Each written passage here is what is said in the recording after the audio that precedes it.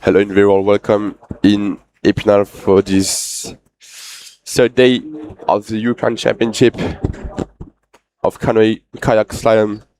Today this is the semi-final and the final of the C1 categories of the men and the women in junior and U23. I'm Antoine Garnet and I am with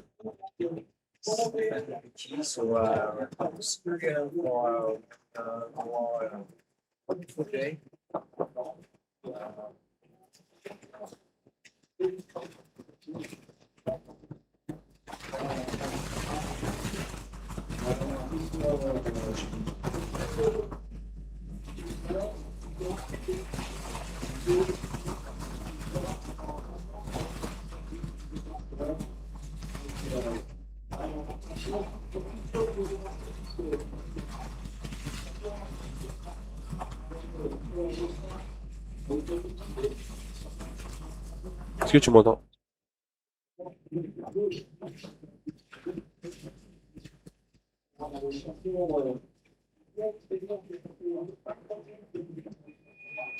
And now we're starting with the first concurrent of the category. This is Victoria Cugnon.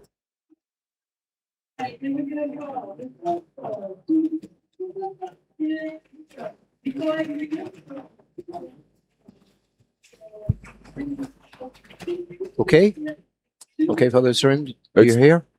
All right.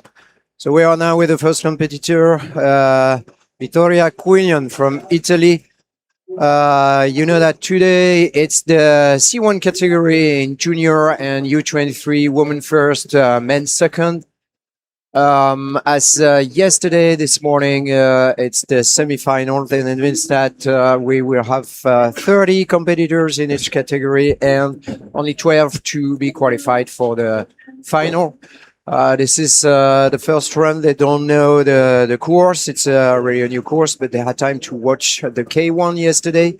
And we know that in the junior category, a lot of them are paddling in C1, but also in K1. So they were already on the river yesterday, and they were then able to take some information and be ready to make a great race.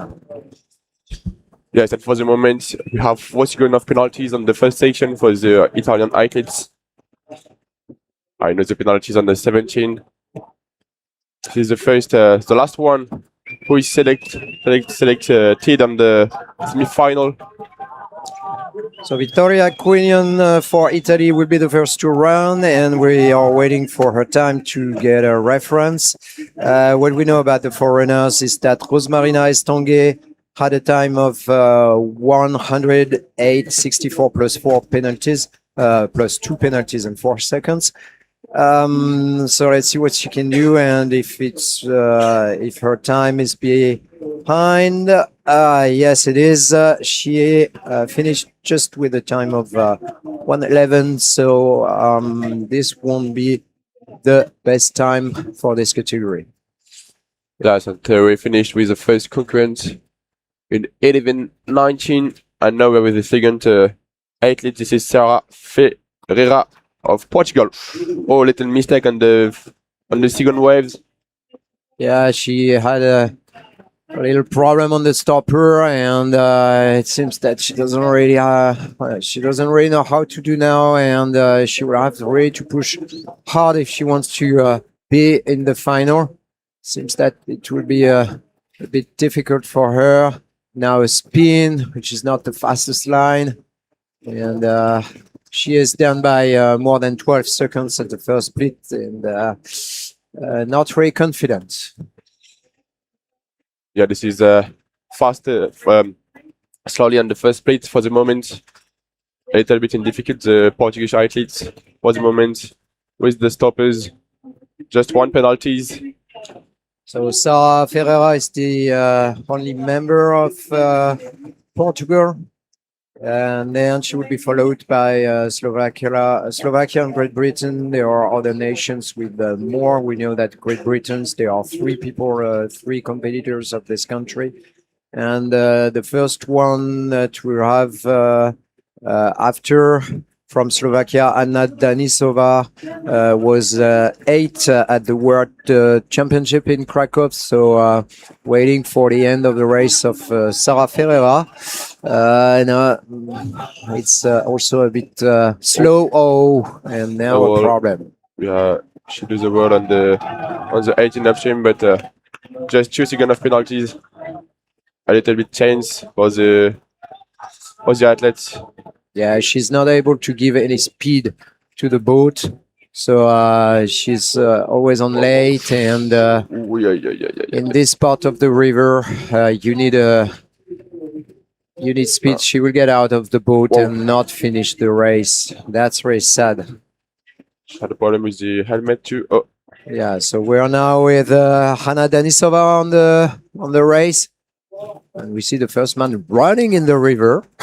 The river runners. Yeah. And, that's the first time I see it. Usually you swim, but this time he's running. Yeah. So on the top of the river we have the Slovak athletes of the last World Championship, host by team 2 days ago. This is Anna Danisova, and for the moment it's a nice race. A little bit fastest on the third split with 2 seconds of penalties. Yeah, the time is not bad so far, and of course we can trust Slovakia, because we know that this is a country with a great kayak school and canoe school. They have great competitors, so maybe we can expect reference times for her, but there is a second touch. She's still leading. I think at the end it's possible for her to lead, because the 2 first competitors were not very fast, but maybe it won't be enough to be in the final. Well, it's a little bit tricky on the 21, but 0 of penalties. It's okay for the Slovak athletes, and for the moment I think she can take the lead. Yes, she takes the lead for 0.43 seconds with 4 seconds of penalties. Yeah, not sure that it will be enough, but she is the leader so far, so it's better than being second, of course. We've seen such a battle yesterday, and we've seen something really interesting, is that the first run, the semi-final, was really slower than the final. It seems that the competitors, they have to really to test the course. This one is a bit tricky. There is not so much room between the gates, and many stoppers. Whoa. Oh, she was not well balanced here. So Darcy McMillan, the first for Great Britain, 31 at the World Championship in Krakow. So she didn't make it to the semi-final. Her result is already better than the one of the World Championship. And for the moment, just a little bit mistake on the one, and a mistake on the stopper before the 9 upstreams. For the moment, it's a little bit slowly for Darcy McMillan of Great Britain. So Darcy is still was leading the first split, but now she's on late, and there is another touch. It will be really hard for her to take the first place. We've seen that this competitor was not really safe at the beginning of the race. Now it's maybe better, but it's very hard to push the boat and to give some speed in gate 20 and 21. And she's logically missing the 21. You have to push a little bit harder in those two gates if you want to make something. The end of the race is very hard. Yes, you must to be active all the way, and the last downstream is very hard with always in your arms. Und dann ich kann ein bisschen Deutsch sprechen für die erste Schweizer Athletin, das ist Florence Moignon, die nächsten 23. auf die Weltmeisterschaft von Krakau an halbes Monaten circa. Und für das Moment ist eine kleine Strafe in die erste Türen. So Florence Moignon now from Switzerland. She was a semi-finalist at the World Championship. Florence seems to be was nice so far, but the line here, and she chose an option which is maybe safe, but not very fast. And the goal is to be in the top 12 to be in the final. So she is trying not to touch any gate and not to go the fastest as it is possible, but just to take information. And we will wait for the second split to see if it's something. Ja, eine große Fehler in die 15. Türen. Florence nehmen nicht die 15, das ist 50 Sekunden auf Strafe. Und dann, ja, das ist sehr große 54, Entschuldigung, Sekunden Strafe. Ja, das ist sehr schwer für Florence, die Schweizer Athletin. She's out now. Some of those competitors, they went into the semi-final with a 50, but now we speak about something very different. Being in the final means you can touch in this category. For sure you can touch, but no penalty like missing a gate. She knows it. She knows she's out, and she's a bit disappointed. And now we are with Maria Garcia from Spain in the gate number 4. Yeah, for the moment, no touches. Some concurrent touch the first gates, but for the moment, it's clean. Just a little mistake on the walls, just before the stopper. After the stopper, sorry. So she doesn't touch the gates, which is great, but she touched the bunk. Oof. Now there is a penalty on gate 8. It's a bit slow and hard to take the 9. She lose time again. Try to go straight forward. Not bad. That's very sad to touch the gate 10 because the option was not very bad, and the roll. At the moment, it's a little bit complicated for the Spanish athletes. The beginning was interesting, but for the moment, a little bit slowly. Two times 2 seconds of penalties on the 8 and on the 10 gates. It seems that they are not all of them really specialists of this boat. So as you know that you're on your knees, of course, it's harder to find the correct balance of the boat and not to fall down. But here now it's maybe a bit faster. She's trying to push harder, but she's really on late by 10 seconds and will miss the gate 21. She didn't push to the right. Whoa. The second concurrent, second athletes who missed the 21 gates. A really difficult mover, Stefan, here. Yeah, we call it the peace judge, the gate 21. And you know that if you miss this gate, then maybe you're out. So Maria Garcia takes the 4th place, and we can bet she won't be in the final. That's interesting to see that Hannah Denisova and Victoria Quinion are just separated by less than 1 second so far, but I'm not sure that their time will be enough to be in the final. And we are now with Andorra and Onia Perelegre. But I see really big mistakes on the 5 skates. She's not on the gates. 50 seconds of penalties, and for the final, we know it's impossible to going with the 50-second penalties.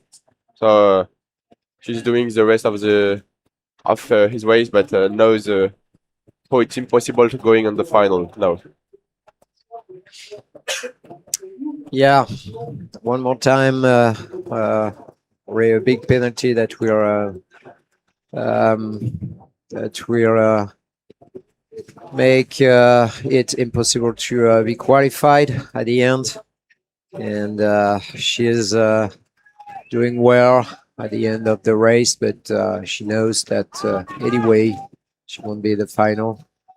Let's see what she can do on gate 2021. She's a bit on late, and she chooses to make a spin, but she's also on late on 22, and there is a touch with the back. So now it seems that she's very tired in gate 23, trying to give everything for Onia Andorra.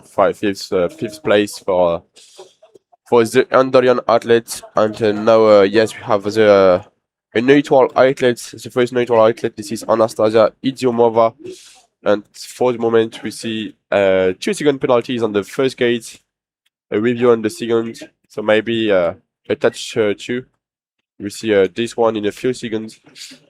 Yeah, Anastasia touched the first gate. There is a review, but as we said before, touching won't be really a problem as long as you don't touch like 10 seconds or you don't have that kind of penalties. But it seems that it won't be really a problem. We're in the junior category and it's possible to be in the final.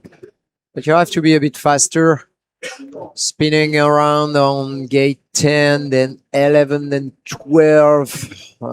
It's maybe not the fastest line, but it was nice between gate 12 and 13. That's sad because with the touch, she lost her advantage now, and there is another touch on gate 14.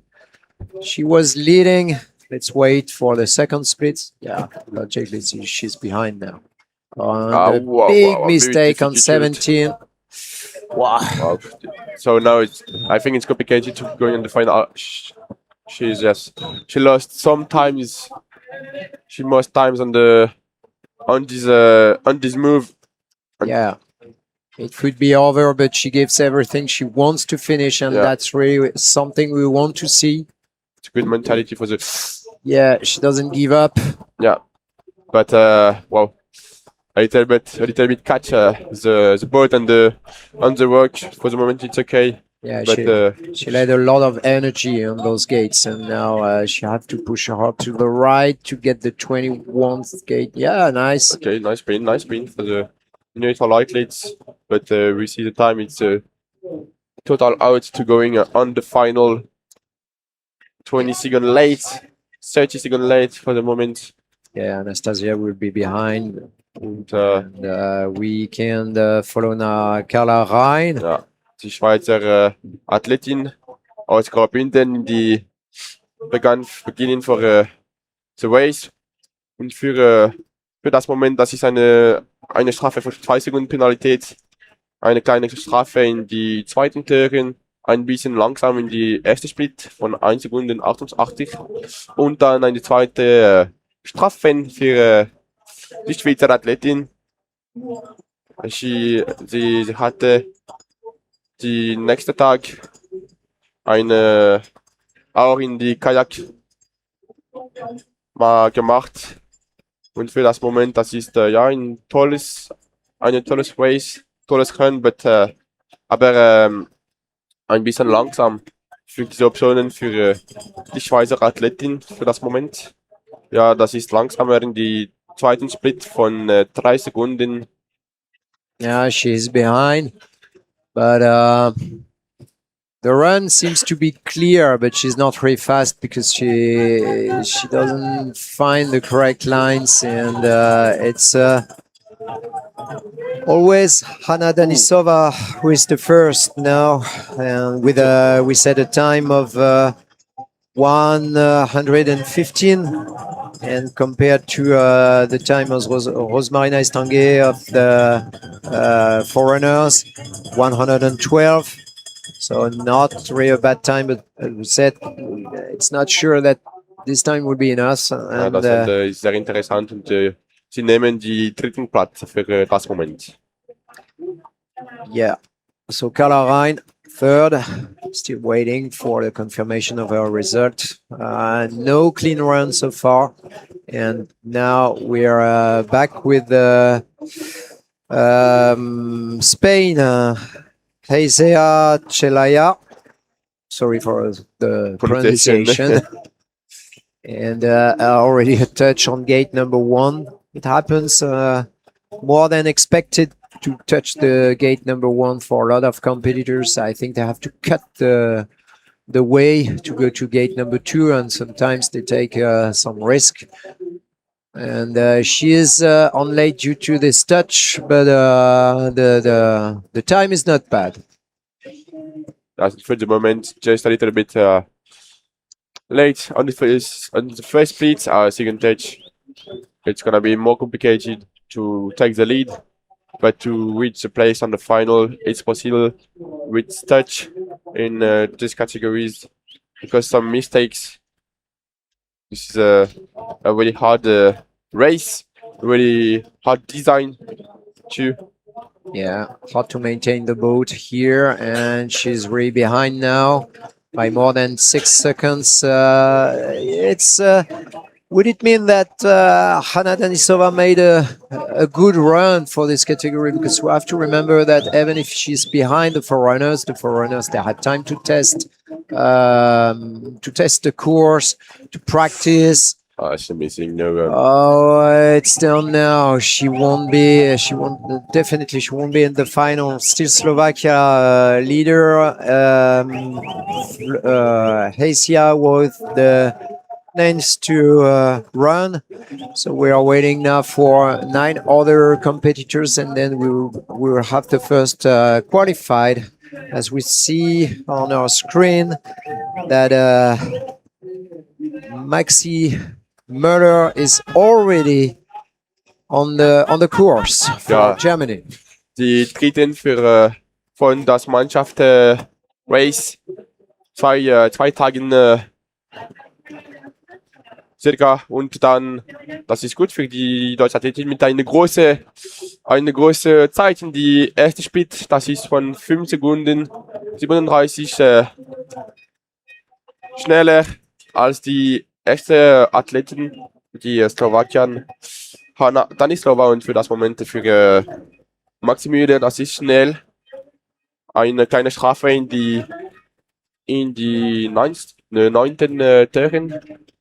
Yeah, here we are now. We have already a good time, good run for the first part, the first really good run. And yeah, this is it. This is what we were waiting for. Now she is leading by almost 10 seconds, even with a touch. And Maxi Müller was the bronze medalist with her teammates 2 days ago, but she is missing gate 21 and she will lose all the advantage. She has to push very hard now. Oh, that's so sad. It was so clean. Ja, das ist eine sehr gute Zeit in die zweiten Split. Ja, ich will sagen, Deutschqualitäten mit die schneller, aber dann, das ist ein bisschen kompliziert in die 21. Turn. Aber sie nehmen das erste Platz.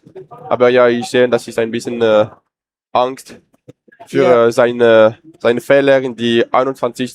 Turn. Yeah, she takes the lead, Maxi Müller for Germany. She takes the lead by more than 4 seconds, but she has to cross the fingers because there was a big mistake on gate 21, and she lost a lot of time. And that means, of course, that other competitors can do better than her run. Let's see if 12 of those competitors can be better or not. Seems that the next one won't be leader for the first split. No, as um, Asher from Ireland already in kayak yesterday. Asher Humphrey missed the gate number 7. So Asher is it's a bit difficult here. Another spin. I think it's not exactly what she wanted to do here. Another touch on gate 9. And she's late, really late, and won't definitely not be in the final. The beginning of the race was really interesting, but now we have some mistakes. 42 seconds of penalties. This is 8 seconds of penalties for the Irish athletes. Yes, we see the second split was really late, and we know she didn't count going in the final. Yeah, still 20 competitors to go. On 20 competitors, maybe. Oh, she tried to do it straight away, but she didn't manage to do the correct way. So yeah, we said we still have 20 athletes to go, 20 competitors.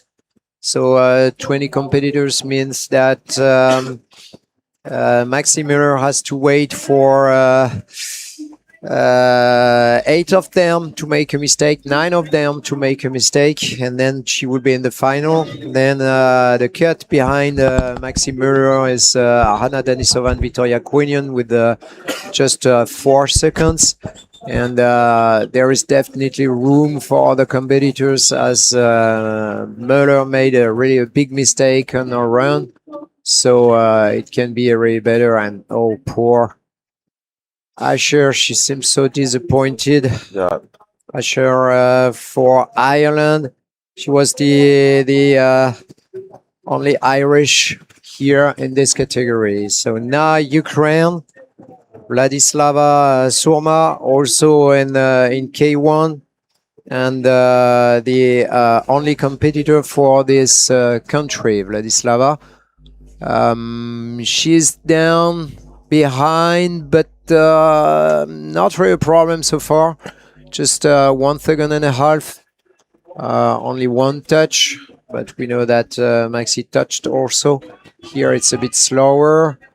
But maybe she can gain time if she makes it correctly in gate 19, 20, and 21, because she's only down by 9 seconds now. She does it. Whoa, not bad. Yeah.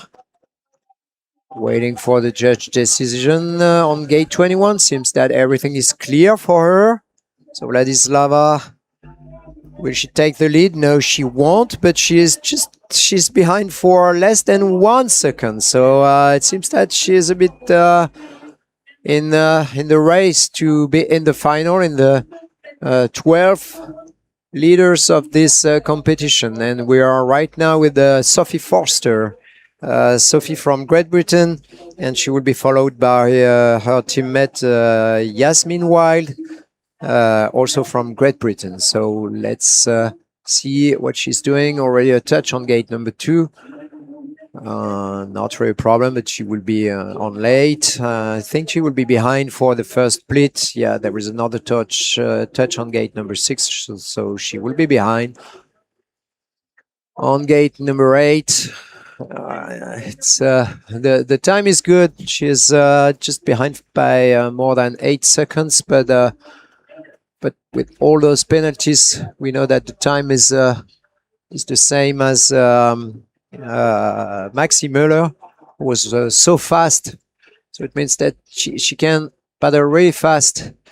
And as Maxi has such a problem on gate 21, maybe she can do something and she can take the lead even with those 3 penalties. She gained some time here. She gained some time, less than 7 seconds.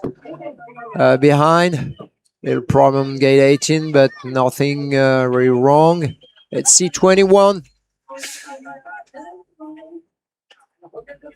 Yes, she chose to make a spin, so it's possible for her to take the lead. She has to be below 115. She will maybe do it. She will do it and will be the leader now.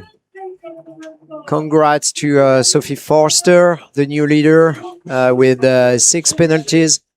So, what do we think now? A clean run? Yeah. A final? A clean run can be going on the final, I think. And now we have the last one, athletes of Great Britain. This is Jasmine Wild, but yes, for your question, I think if you do a clean run with not really big mistakes, you can reach the final, going to the final. For the moment, it's a nice begin for Jasmine Wild, the British athletes. Yeah, so Sophie Forster from Great Britain, she's first, but had 3 penalties. Maxi Mirror, she's second, but she missed the gate 21. 7 seconds. Yeah, seems that this is Fast. what you have to do now. Yeah, this is very fastest. And if the athletes continue this race like the begin, I think she can go. She can take the lead and going to the final. For the moment, 0 penalties, 2 review, but 0 penalties. And I think on the second split, it can be 2 more speed. It's okay for the. She's really ahead because Sophie had 6 seconds of penalties at the beginning. That's why you have such a gap on the first split. And the gap is shorter on the second split because Sophie made a good run there. And it seems that her teammate Yasmin is not as easy. It's not as easy as it was for Sophie. So waiting for gate 21. Maybe a bit faster because she choose not to spin, but there is a touch. On the 21, I think. But for the moment, 8 speed. She didn't take the lead, but yeah, she will be behind. The 3rd place for the athlete. 6th place. 6th place for Yasmin. She no, it was not really then was very good at bad, the end. Yeah. And now Greece. Greece with Georgia Relia from Greece. So this little country, as we can say, in the slalom sport is now bringing more and more competitors on the main major event, World Championship, European Championship, and they are better and better. Yeah, one of his athletes takes the bronze medal in the junior categories. Is Ioannis Tsakos.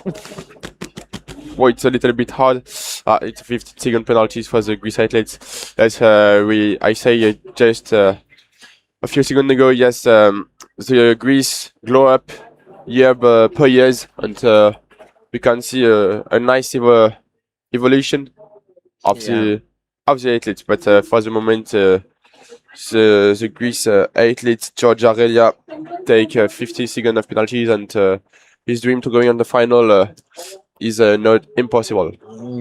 Yeah, it's very sad for Greece, and she had a nice beginning on this race, but it seems that she's not really a specialist of the C1. Oh, and she's suffering a lot here.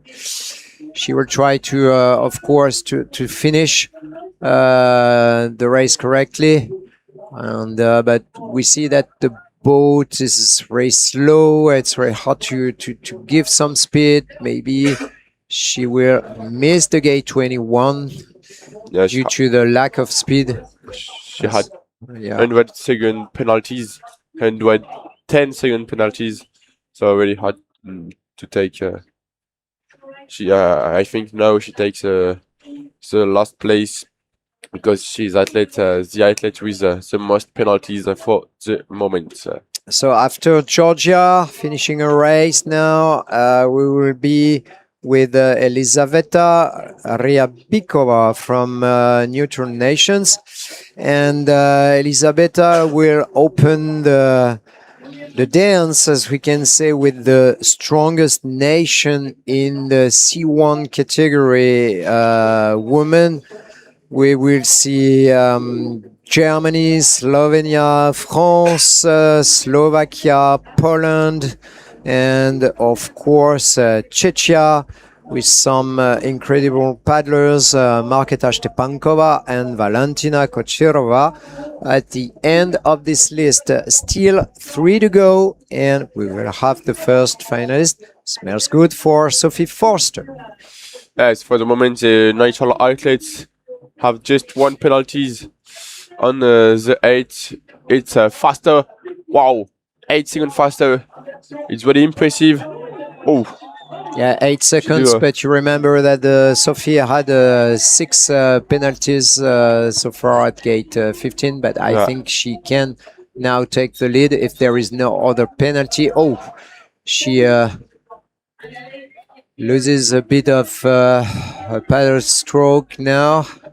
But it's nice. Yeah, the time to beat is 130.60.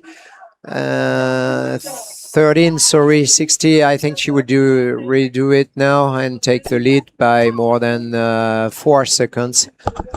So Sophie Forster is a bit away from the final now, but she will surely do it.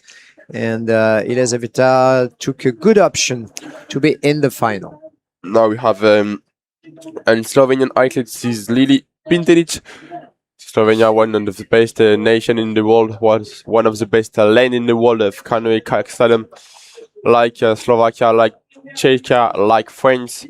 For the moment, we can see two penalties of 2 seconds on the 2 at the 5th gate. Yeah, we know Eva Alina Horsevar from this country. Sister of Ziegelin. She is really good both in C1 and K1. And we know that this country has really good paddlers. It's a small country, the size of Brittany in France, but with a high density of very good paddlers here. But she's on late. So there are 2 touches, now a third one. So she was not so on late, but now it will be very difficult as she missed the line between gate number 12 and gate 13.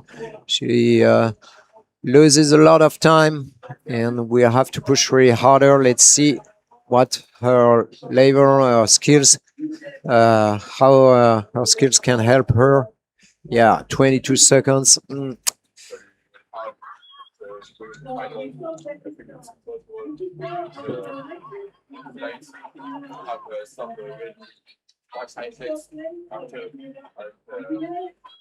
mistakes Yeah. Yeah.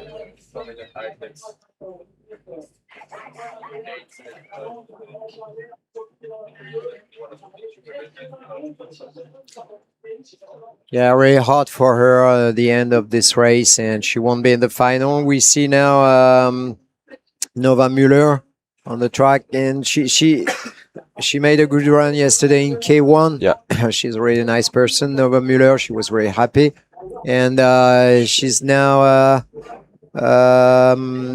she takes the 2nd place in K1 now. I don't remember. We have to check it, and we will say it. I will take time to check it. And Nova Müller is now in the C1. She will be the last one to run, and without knowing whether she is in the final or Elizaveta will be in the final. And then Lili Ulmer, the first one for France, will take or give the first place in the final. Und dann, wir haben eine sehr tolles Begann von der Race auf der Deutsch-Athletin, das ist Nova Müller. Ein bisschen schneller in die erste Split von 0,46 Sekunden. Das ist sehr schnell. Kein Fehler für das Moment für die deutsche Athletin. Sie ist die zweite deutsche Athletin in der Wildwasser. Yeah, Nova Müller is the vice European champion in K1, so she is already happy with her week, and now maybe it's the la cerise sur le gâteau. She can Yeah. she can do something more. Wow, What a mistake! Der zweiten von der Europameisterschaft in Kajak hat eine große Fehlerin, die 21. Törin. Das ist ein bisschen langsamer, aber ich denke, sie hat eine große Zeit für gehen in die Finale. Yeah, she will be really behind by more than 6 seconds, and Nova Müller takes the third place. She pushed really hard, and now we are the first with the first French competitor, Lily Ulmer. Ouais, on y est. Alors, Lily spécialiste ici du bassin, puisqu'elle s'entraîne ici tous les jours. Elle est du club d'Épinal, et on va voir un petit peu ce qu'elle est capable de nous donner sur le parcours. Ouais, exactement. Là, pour le moment, ça part plutôt bien. Malheureusement, je vois un petit 2 qui s'affiche au niveau de la porte 2. Pour l'instant, ça part bien. C'est vrai que Lily, le bassin, elle le connaît très bien. Elle s'entraîne ici au quotidien. Elle est du club d'Épinal. On la reconnaît avec son bateau rouge. Et on sait qu'elle a les capacités d'aller chercher sa place en finale. Pour l'instant, voilà. Ça part bien quand même. Un petit switch, et elle est derrière pour 1 seconde 35 avec un 2 de pénalité.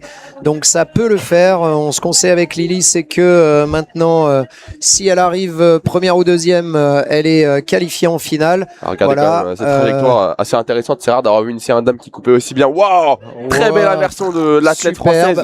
Voilà, une inversion qu'elle a dû bien travailler et qu'elle connaît par cœur. Malheureusement, je vois un deuxième 2 secondes de pénalité qui s'est affiché, mais le temps est intéressant. Je crois que c'est un petit peu derrière au niveau du deuxième intermédiaire, mais quand même assez intéressant pour aller chercher, je pense, une place en finale à 5 secondes 54. C'est vrai que les deux pénalités coûtent cher, mais waouh! Elle est en train de nous dérouler une belle manche, la sociétaire du club d'Épinal. Ouais, je pense que ces inversions, s'il n'y a pas de problème, dans les portes 20-21, elle sera de toute façon bien placée pour prendre une place en finale. Ça posera pas trop de problème. Le cut est à 4,76 pour l'instant. Elle passe parfaitement bien la 21. Un peu en retard, et c'est bon, elle rattrape. Elle se perd un peu, elle s'en mêle les pinceaux là. Lily avant la 23, une perte de temps, quelques secondes de perdu. Ça, c'est bien dommage. C'est dommage, elle avait fait vraiment une belle course. Là, tous les éléments étaient réunis pour qu'elle puisse, mais le temps est quand même assez intéressant. Je pense qu'elle aurait pris la tête. 108 à battre, et elle sera derrière, bien entendu. Elle prend la 3e place, première non qualifiée, donc il y a des bonnes chances que ça le fasse pour Lily. C'est elle qui donne maintenant le nouveau cut de la compétition à 5 secondes 84. Voilà, toute personne descendant en dessous de 5 secondes 84 pourra se qualifier. Alors qu'on va suivre Zahorska, la suivante pour la Slovaquie. Exactly, the Slovakian, athletes have a penalty at 2 seconds before the performance of Lily Ulmer, one of the local of the race. So Lily Ulmer is always fighting here because she's from the local club, and she made really good spins. And she's now third, and the cut is 5.84. We have someone very strong here. Let's see what she can do. But Zara Zahorska from Slovakia was fourth at the World Championship, the first not on the box. So she is a strong paddler, and it will be really surprising not to be in the final for this young girl. Zara Zahorska, everything clean. She is behind. There is a touch on gate number 2. She's more slowly on the second split. Yes, we have see a mistake, not of a penalty, but a mistake on the trajectories of the Slovak athlete, and she missed times. Yeah, it's still Elisaveta, the leader. She is right now behind the cut and behind the time of Lily Ulmer, who could then take the next qualification in the final. Just waiting. It seems that she gained a few time at the end. Yeah. This is before. After. This is third. Yeah. Third for Zara Zahorska. She takes the place in the final, and Lily Ulmer is now behind by 60 hundredths. So she's still waiting for a qualification as we get Anastasia Popova from Neutral Nations with a review on gate number 2. Maybe she touched the gate. Yes, for the moment, just a review on on the second gate. How you say, Stefan?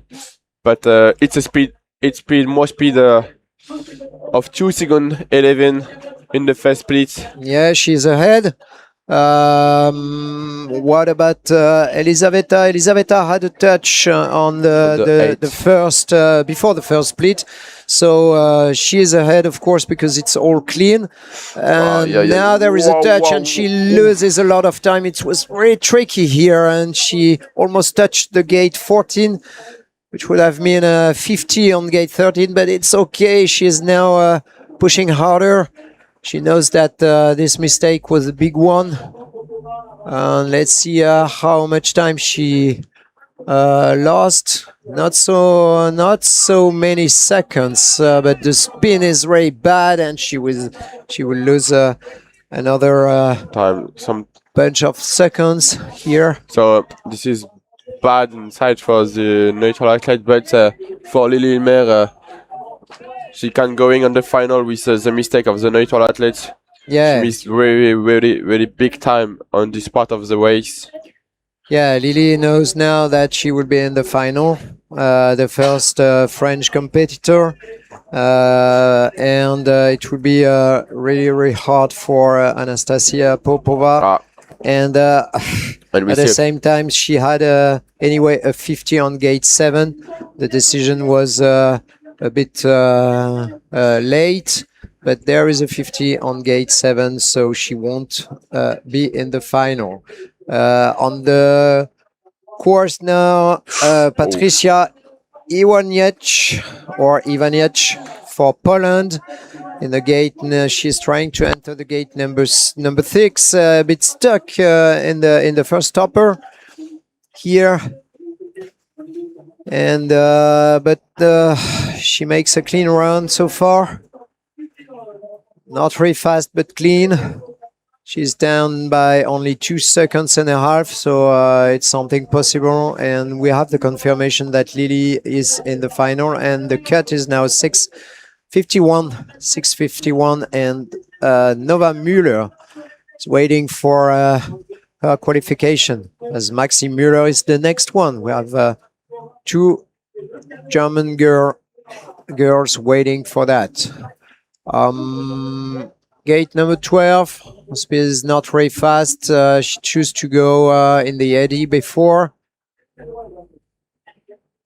spinning, so maybe she will lose time. Oh yeah, this time she has to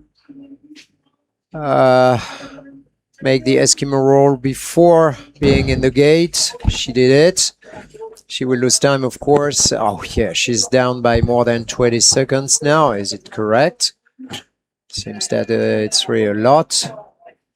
Touch on gate 17. Yeah, she's really late, and she won't make it to the final. Patricia, 20 seconds. The cut is 6:51. Yes, she's before the cut to going on the final, so it's impossible for Patricia to go in the final. Patricia Iwaniec from Poland. No, it's I check athletes on the top of the race. For the moment, this is Barbora Ondrakova. Sorry. So you know this name, Barbora Ondrakova, because she is the world champion. Yeah. So we know that she has great skills in the C1 category. They made history in Krakow, taking first and second place in the C1 category. That was an incredible run for Czechia. A bit on late, but she knows what to do. Just the switch was a bit slow. The spin is not very nice. She loses a lot of time. She wasn't able to take the wave and to be helped us by the stream to go to the gate 13, so she will be on late. The cut is now 6:55, 58, and is she waiting for the second split? The second was slowly of 5 seconds. Yeah, With these big mistakes, it's not. still in the cut, Yeah. but not really easy on those spins. As we are waiting for Laurette Lally, the second French competitor from Brittany, Laurette Lally, and will be followed by her teammate Margot Lapez. Yeah. Made a great run yesterday with a big time, but she had a 50 minutes later. So that was very sad for the team squad.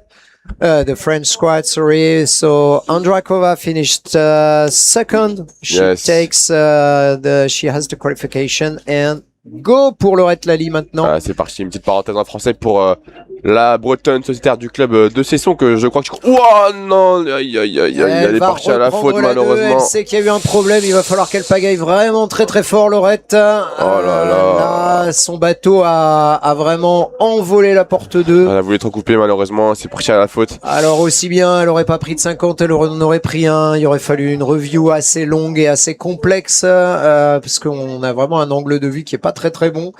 Elle était couchée à l'arrière du bateau. Là maintenant, qu'est-ce que ça peut donner? On a un cut à 7 secondes. Ça va être loin derrière. 58, elle va être derrière, elle va être très très loin derrière.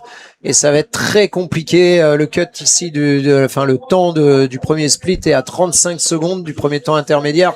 Elle est déjà plus de 10 secondes derrière.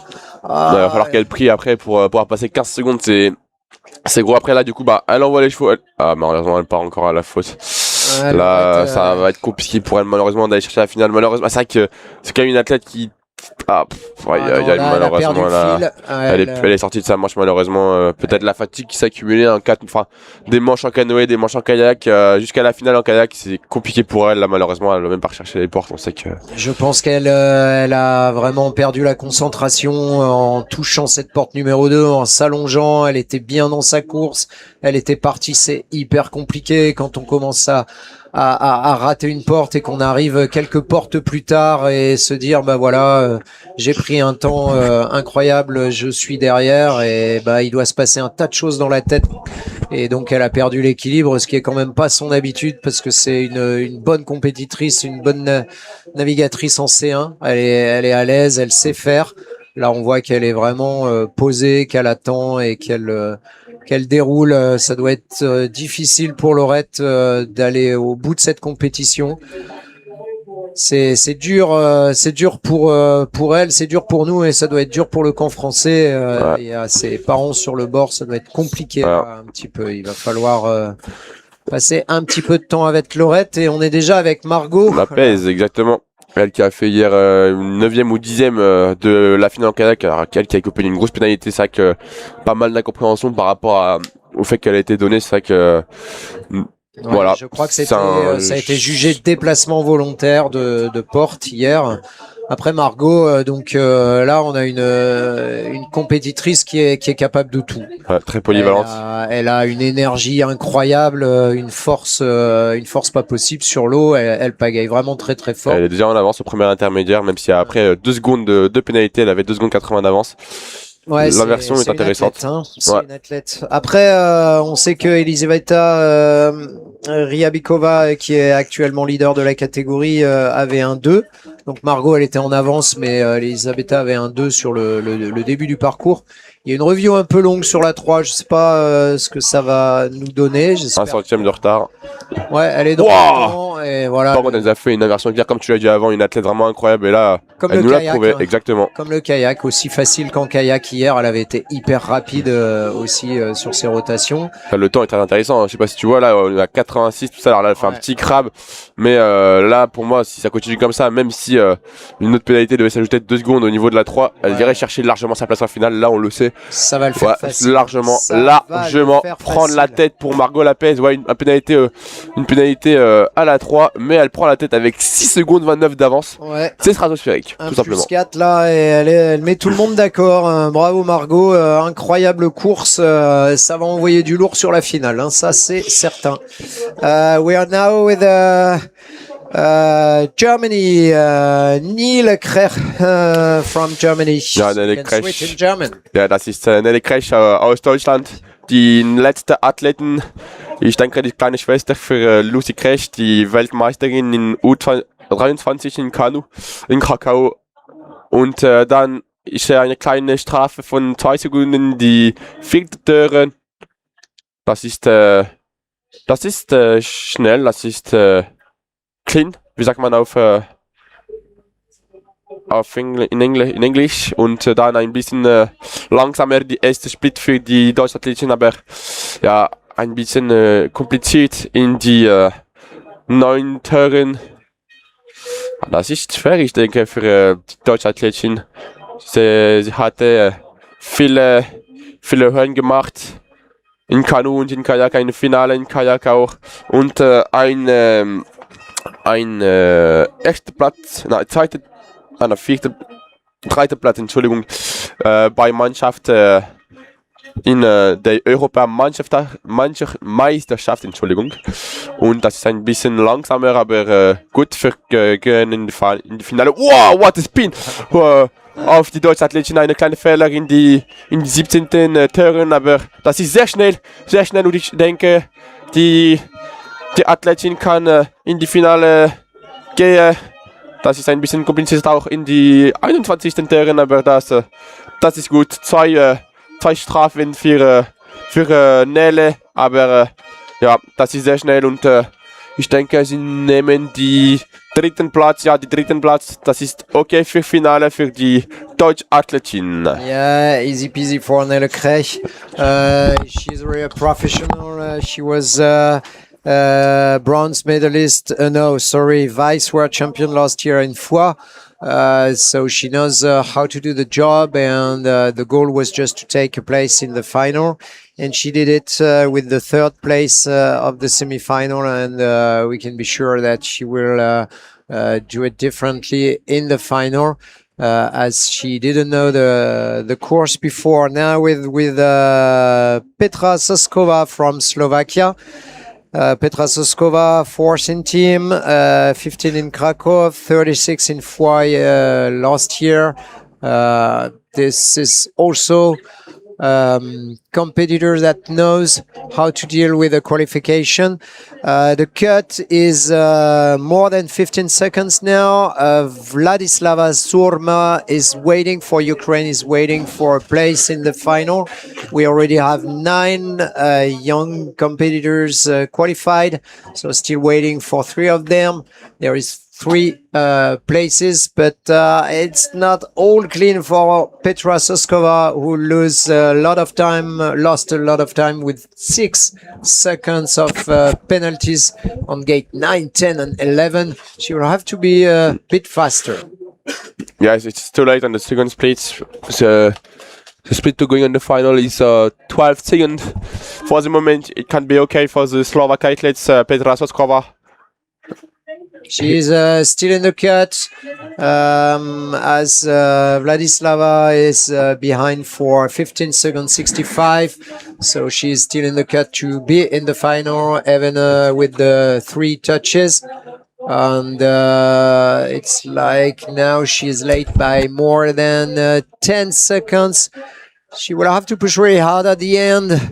What is wrong? She's 10th, so she is really the last one to be qualified. It was very short. Yeah, it was really hard for her, and then Vladislava is still waiting for a place, as we're now with Marketa Stepankova, Czechia. And Marketa Stepankova, 6th at the World Championships in Krakow, first in Foix last year, so World Champion in Foix. The Czech team was second this year, so at the European Championship here in Épinal. So she is very good, and we await something strong from her. She's a bit late on the first split, but yeah, she's a bit behind. Oh, she missed a. Ooh, wow, wow, wow. She missed the paddle, and I think yes, 15-second penalties for the Czech athlete. I see the one half of the one. Yes, just the middle of the head going on the gate. So for the final, for the Czech athlete, one of the favorites of the race, it is out on the final. She's out on the final. Oh, wow. Wow, what a mistake. Yeah, that's so sad not to see her in the final as she's such a good paddler. What happened there? We hope that Valentina Kochirova can make something better. She is the new European champion in K1, Valentina. And so it's then for Ukraine. We have one Ukrainian, Vladislava, in the final. And we are now with Valentina Kochirova, the European champion in K1 yesterday. Yes, one of very polyvalent athletes. She does canoe, kayak cross, really performance in kayak. Whoa, it's a little bit on the extent of the gauge, but nice upstream for the Czech athletes. For the moment, I can see on the gauge for penalties of 2 seconds.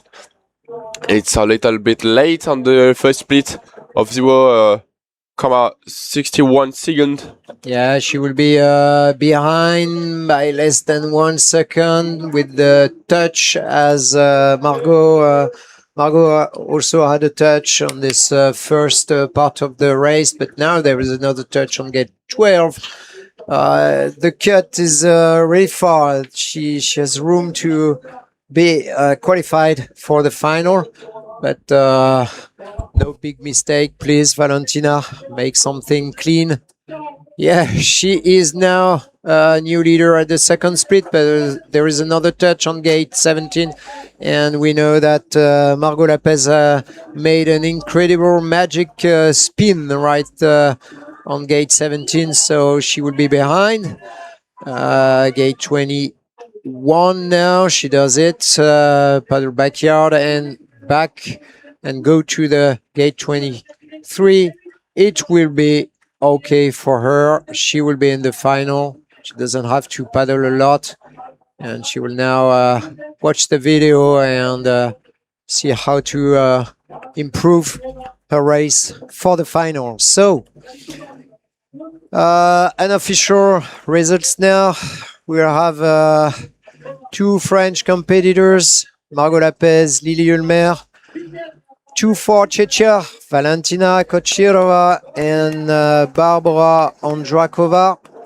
1 for neutral nation, Elizaveta Ryabikova. Germany will be represented by 3 competitors, Neil Krech, Nova Müller and Maxi Müller.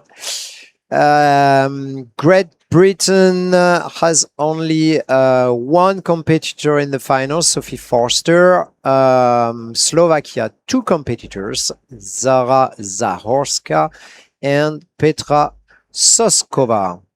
We have at the end, Ukraine, the last qualified, has to wait for the confirmation, because if there is one touch that is removed from another competitor, maybe it can change.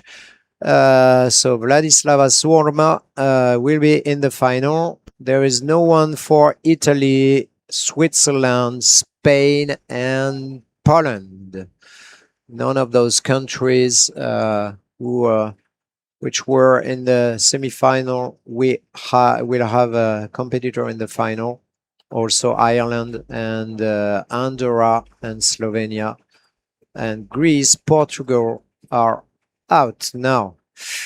Now it's time, in a few minutes, it will be time for the C1 male junior category. And the first one to open the dance will be Piotr Nalepa from Poland. Will he be able to give the first place in the final for his country. I think he will be the only one for. No, there is another one from Poland with a better ranking, Konrad Kulczycki. So Piotr Nalepa was the last qualified 2 days ago.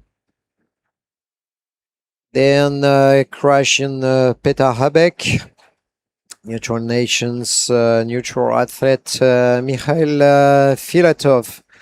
For Slovakia, Matus Mlinček, and another one for Poland. I didn't see it. It's him on the start list, Tomasz Regula. So 3 chances to get a place in the final for Poland. Germany with Kiel Kadik, Spain Oriol Charcos, Great Britain Sid Griffith. Sid was in the final yesterday in K1, made a lot of touches. Said, not my best run.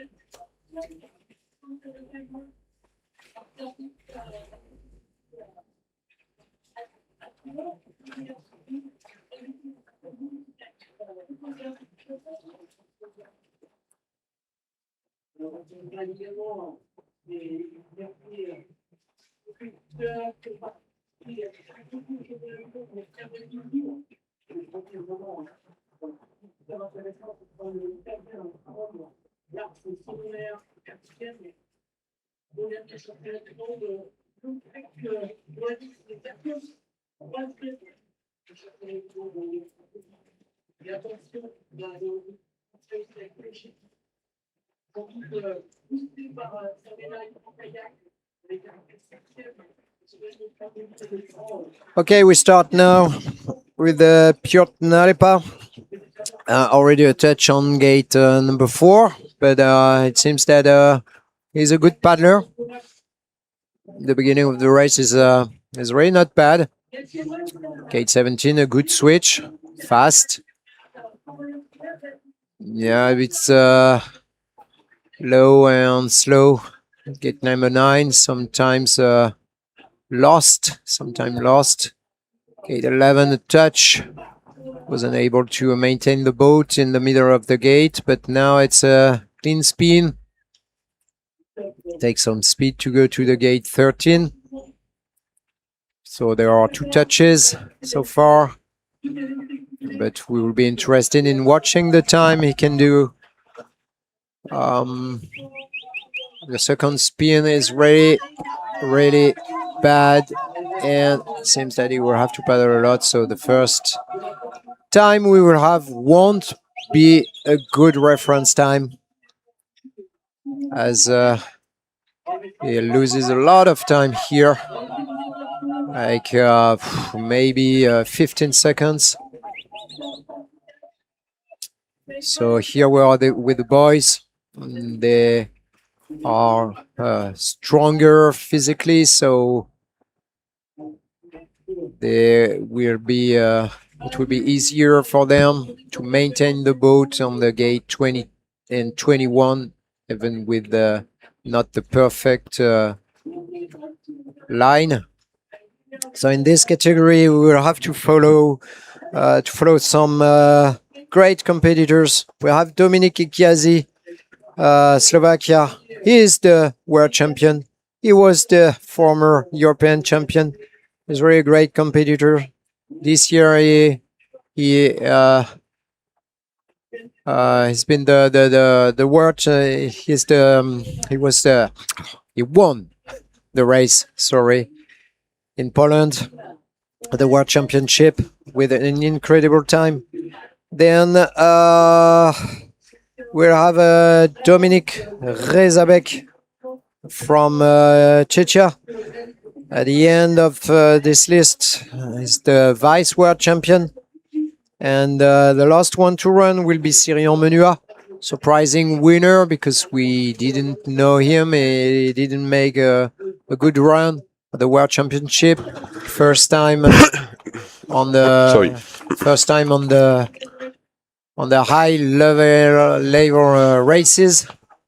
And so second one to run here, Petar Habek from Croatia.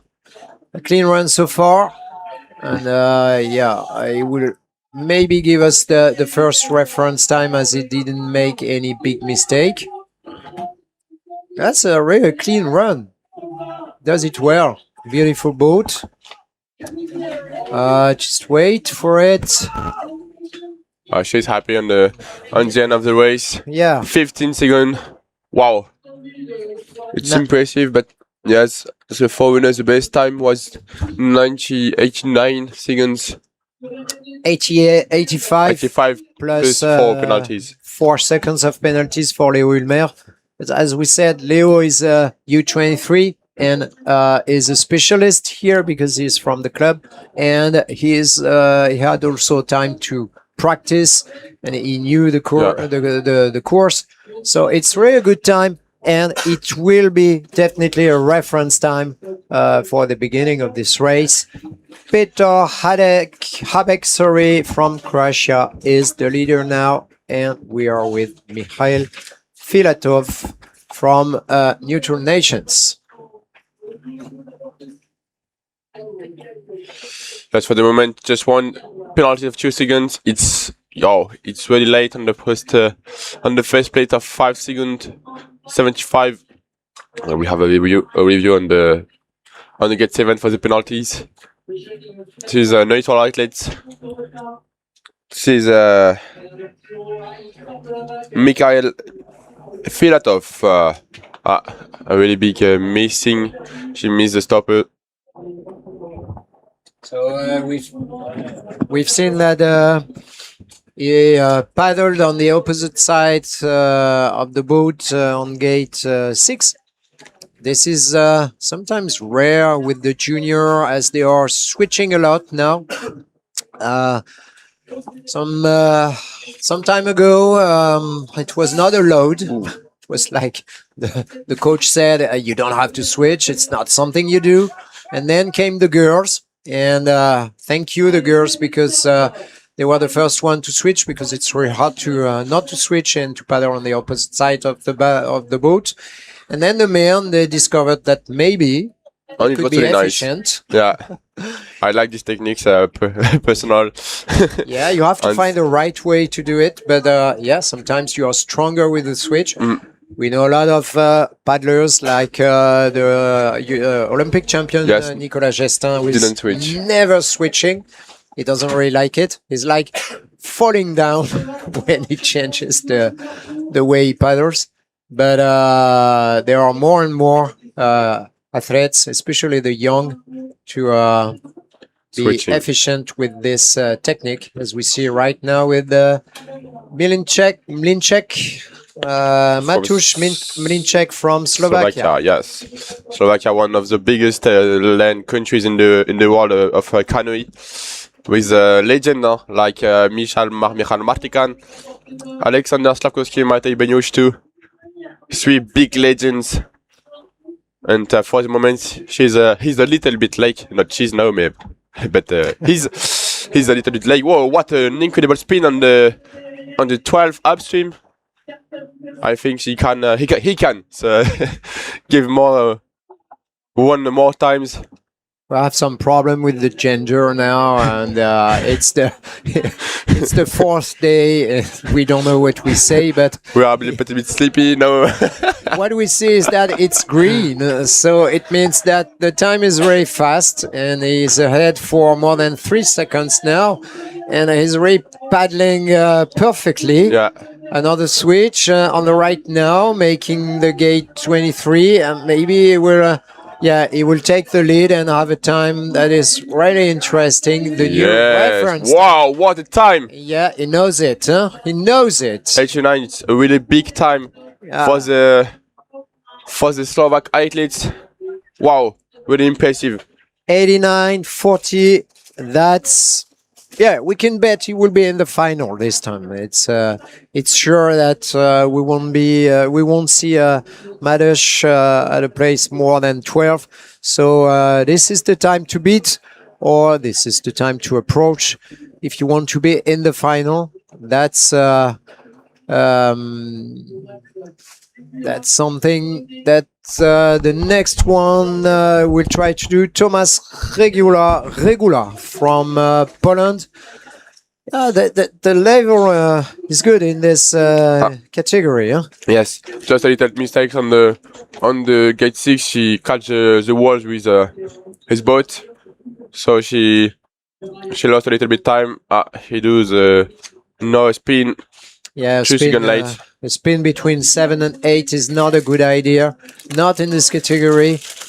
Why not to get a place in the final? Why not? But you will have to be array faster if you want to be on the box at the end. If you want to get a medal. But here the goal is, of course, just to make a safe run, all clean. So far, it is okay for this young competitor from Poland. Time to beat is 89. Oh, she missed the 16 and the 17. Yeah, he's out now. Oh, it will be no. really disappointing. So Poland has didn't make big runs, wonderful runs so far. Piotr is fourth and Thomas will be fifth. So one more not in the final. He was really good at the beginning of the race. His skills were really good, and he has to learn. He's not really happy with it. He knows it. He's trying to keep calm, not to break the pattern, but sometimes you just want to destroy everything.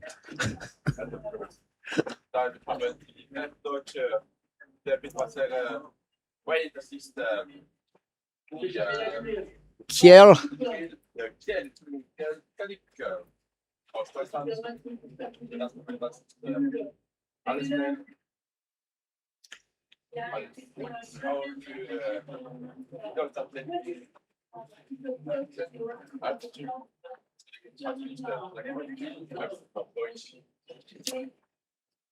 Und das ist all diese schnelle Entschlüsse von Thomas 51 Sekunden. Keine Qualität, keine Strafe, keine Regelung ja, eine auch sehr gutes Spiel. Das ist sehr schnell. Eine ganz prima. So you know what, with Germany, yesterday they've taken the first and second place in K1. They have the new European champion and the new vice European champion. So I think the team is strong, and it would be really surprising not to see them in the final now. It's a really clean run, and he is ahead. And we remember that the time... I think it's a little bit slowly. Das ist ein bisschen langsamer als die slowakischen Athleten. Ja, die zweiten Platz mit 3 Sekunden 20 langsamer für die Kiel Kadik aus Deutschland. Yeah, he lost a lot of time at the end, but it could be a run that would push him into the final. As the time of Matusz Mlinczek was really an incredible time, and maybe a time that you will have to make if you want to be the new European champion. We don't really know. Between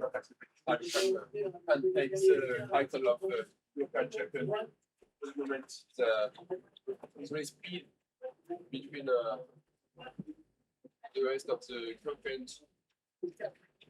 We are with the Spanish agents. Oriol Sterkos on the course now. A little mistake on gate 7. Wasn't able to maintain the boat in the correct line.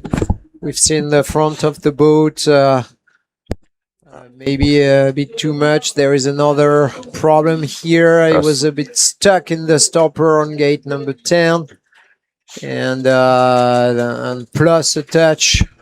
This is not very good. 6 seconds of penalty, so going on the final in T1 main.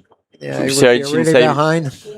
I think it's impossible or really, really hard to take your place on the final. We never know with the juniors what can happen, but 10 seconds behind. Wow. Yeah, it's gonna be really complicated. We are now in 80-45 yet. It's after the current leader. It's after the actual podiums. Yeah, yesterday the cut in the K1 category in the K1 junior men was only 3 seconds 70. So even if sometimes the gap is bigger when you're in the junior category, I'm sure that it won't be enough. So Oriol, 4th place. And now we have a British athlete on the start. He does yesterday's final in kayaks.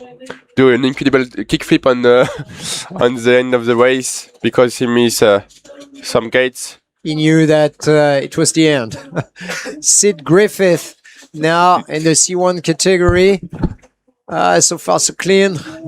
Yeah, that's well done. Let's see, that would be an interesting first split.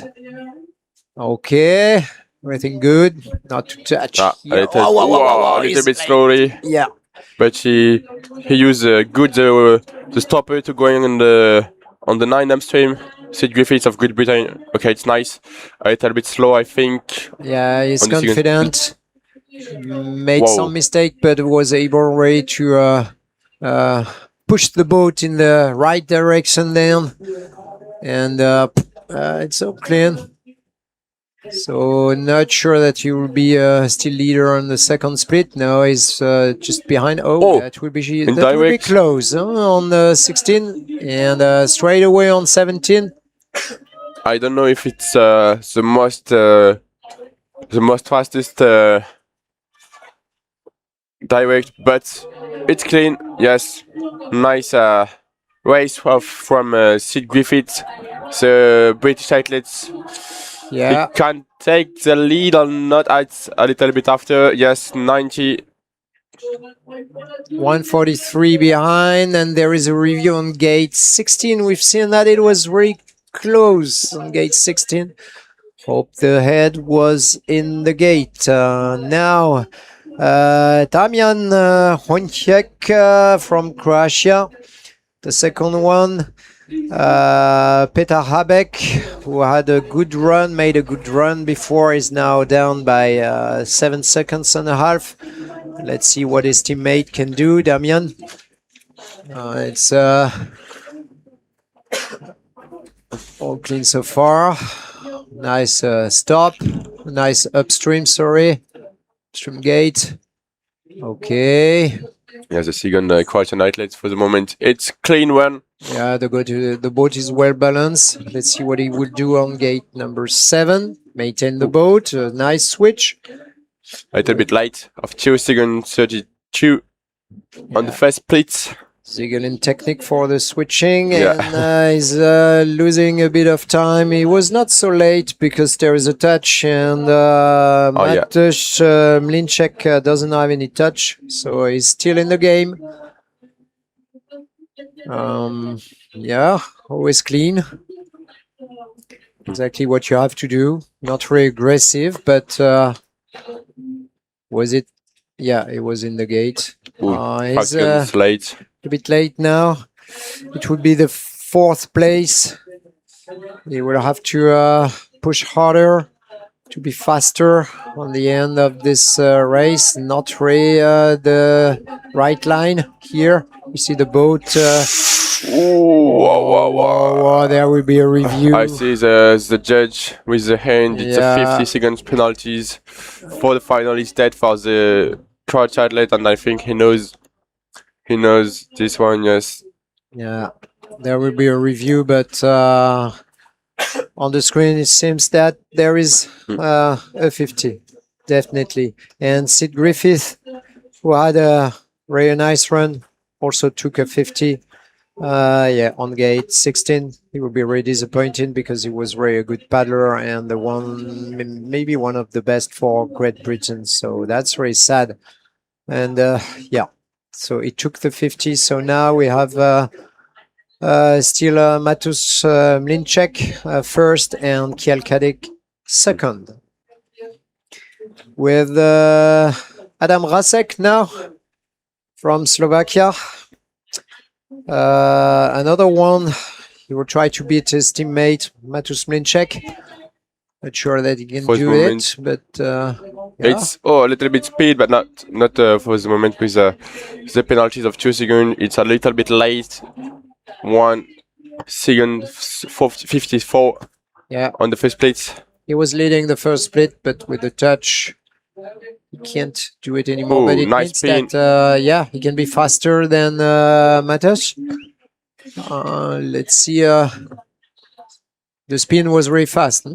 Yeah, it's really fast, but in the second split, we're seeing wow, really big difference. 4 seconds 21. He lost 3 seconds between the first and the second split. The second speed was in circular moves. Very speed. I don't remember what Matus made right there, but it seems that he was very fast on the second split. Yeah, I see the time. I think it's a bit more slowly. Yeah. Yeah. He cannot take the set it for the moment. This is the third place for the Slovak athletes. So third place. There is really a gap between Matus, then the second one, Kier, and the third one. They are separated each by 3 seconds. So there is room for Lars Aron Senoner from Italy. Now, the Italian guys. The fourth of the last World Championship in Krakow. So he knows the final, has an experience international. For the moment, it's a little bit slow, I think, between the 4 and the 5. But a nice 6 upstream for the Italian athlete. There are 2 for Italy in this, 3 for Italy in this final. Riccardo Pontauro is the best ranked competitor. Dennis Fina, and here Lars Aron Senoner, 4th at the World Championship. And he will take the power of Flavio Micozzi, who made a great final in Oklahoma City at the World Championship, the Senior World Championship. I think Squadra Azzurra wants to be one of the best here. Oh, wow, what a spin! Yeah, circular nice spin, option. Really speed with the circular. Yeah, it can be a little bit more risky, but the risky was paying for the Italian athletes for the moment. His body was with a weird balance, but made it, and that was very fast. It would be behind, but he will take the second place. Yep. 2 seconds late. 2 seconds 3 late for the Italian athletes. That's a good time for Lars Aron, who is now swimming. The weather is nice here in Épinal. Not so hot. Yeah, a little bit hot, but perfect. Perfect, yes. Perfect this morning. It will be hot this afternoon as we follow now Poland. Polish guy. Konrad Kulczycki. I think we've seen this name in K1, right? Yeah. Yes, he's running in K1 right. I don't know, he's doing a final yesterday, you know? I think so, but I have to check all my papers and not sure. Junior semi-final. Polish, we have just Christoph. He was not in the final. No, just his colleague Christoph. Yeah, Krzysztof Duzik. Krzysztof Duzik made the final for Poland. For the moment, it's a little bit late. Not penalties for the the Polish athlete 2 seconds 56 late on the first split. Nice spin, not the most speed how I see, but nice.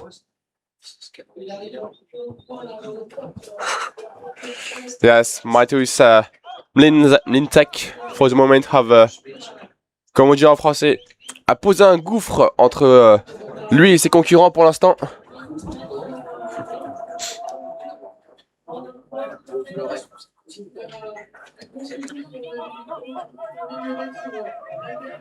Okay, back on the game. What is the time of Conrad? He's behind for more than 4 seconds, and there is now a touch. Yeah. He could take the 4th or 5th place. It's too slow to going. Last touch in the last gates. He will be very far. 6th place. I think for the final it's gonna be so complicated because some great concurrents are coming, and on the start we have the bronze medalist of the last World Championship Junior. He does the 32 place, I think, in Oklahoma in the Senior World Championship. This is the young Greece athlete Ioannis Tsakos. Ioannis Tsakos, the rising star of the C1 and the first medal for Greece at the World Championship in Krakow. It's a good run so far, maybe a bit late here. He will lose time, but there is room for a lot of competitors. Matheus Lintek, leader, then 2 seconds, and we have Lars Aron. It's fast. No, he take a penalties of 2 seconds on the gate 8 with his mistakes on the gate 6. Even with the mistake on gate number 4, he was leading the time. So he's really a good paddler. Not with the newest boat on the track here, but he's really doing well. He will be just a bit late, but that's the same time, quite the same time, because Matheus Lintek had a really clean run and there is only 1 touch. Yeah, just waiting. A little bit stopping before the stoppers. Yeah.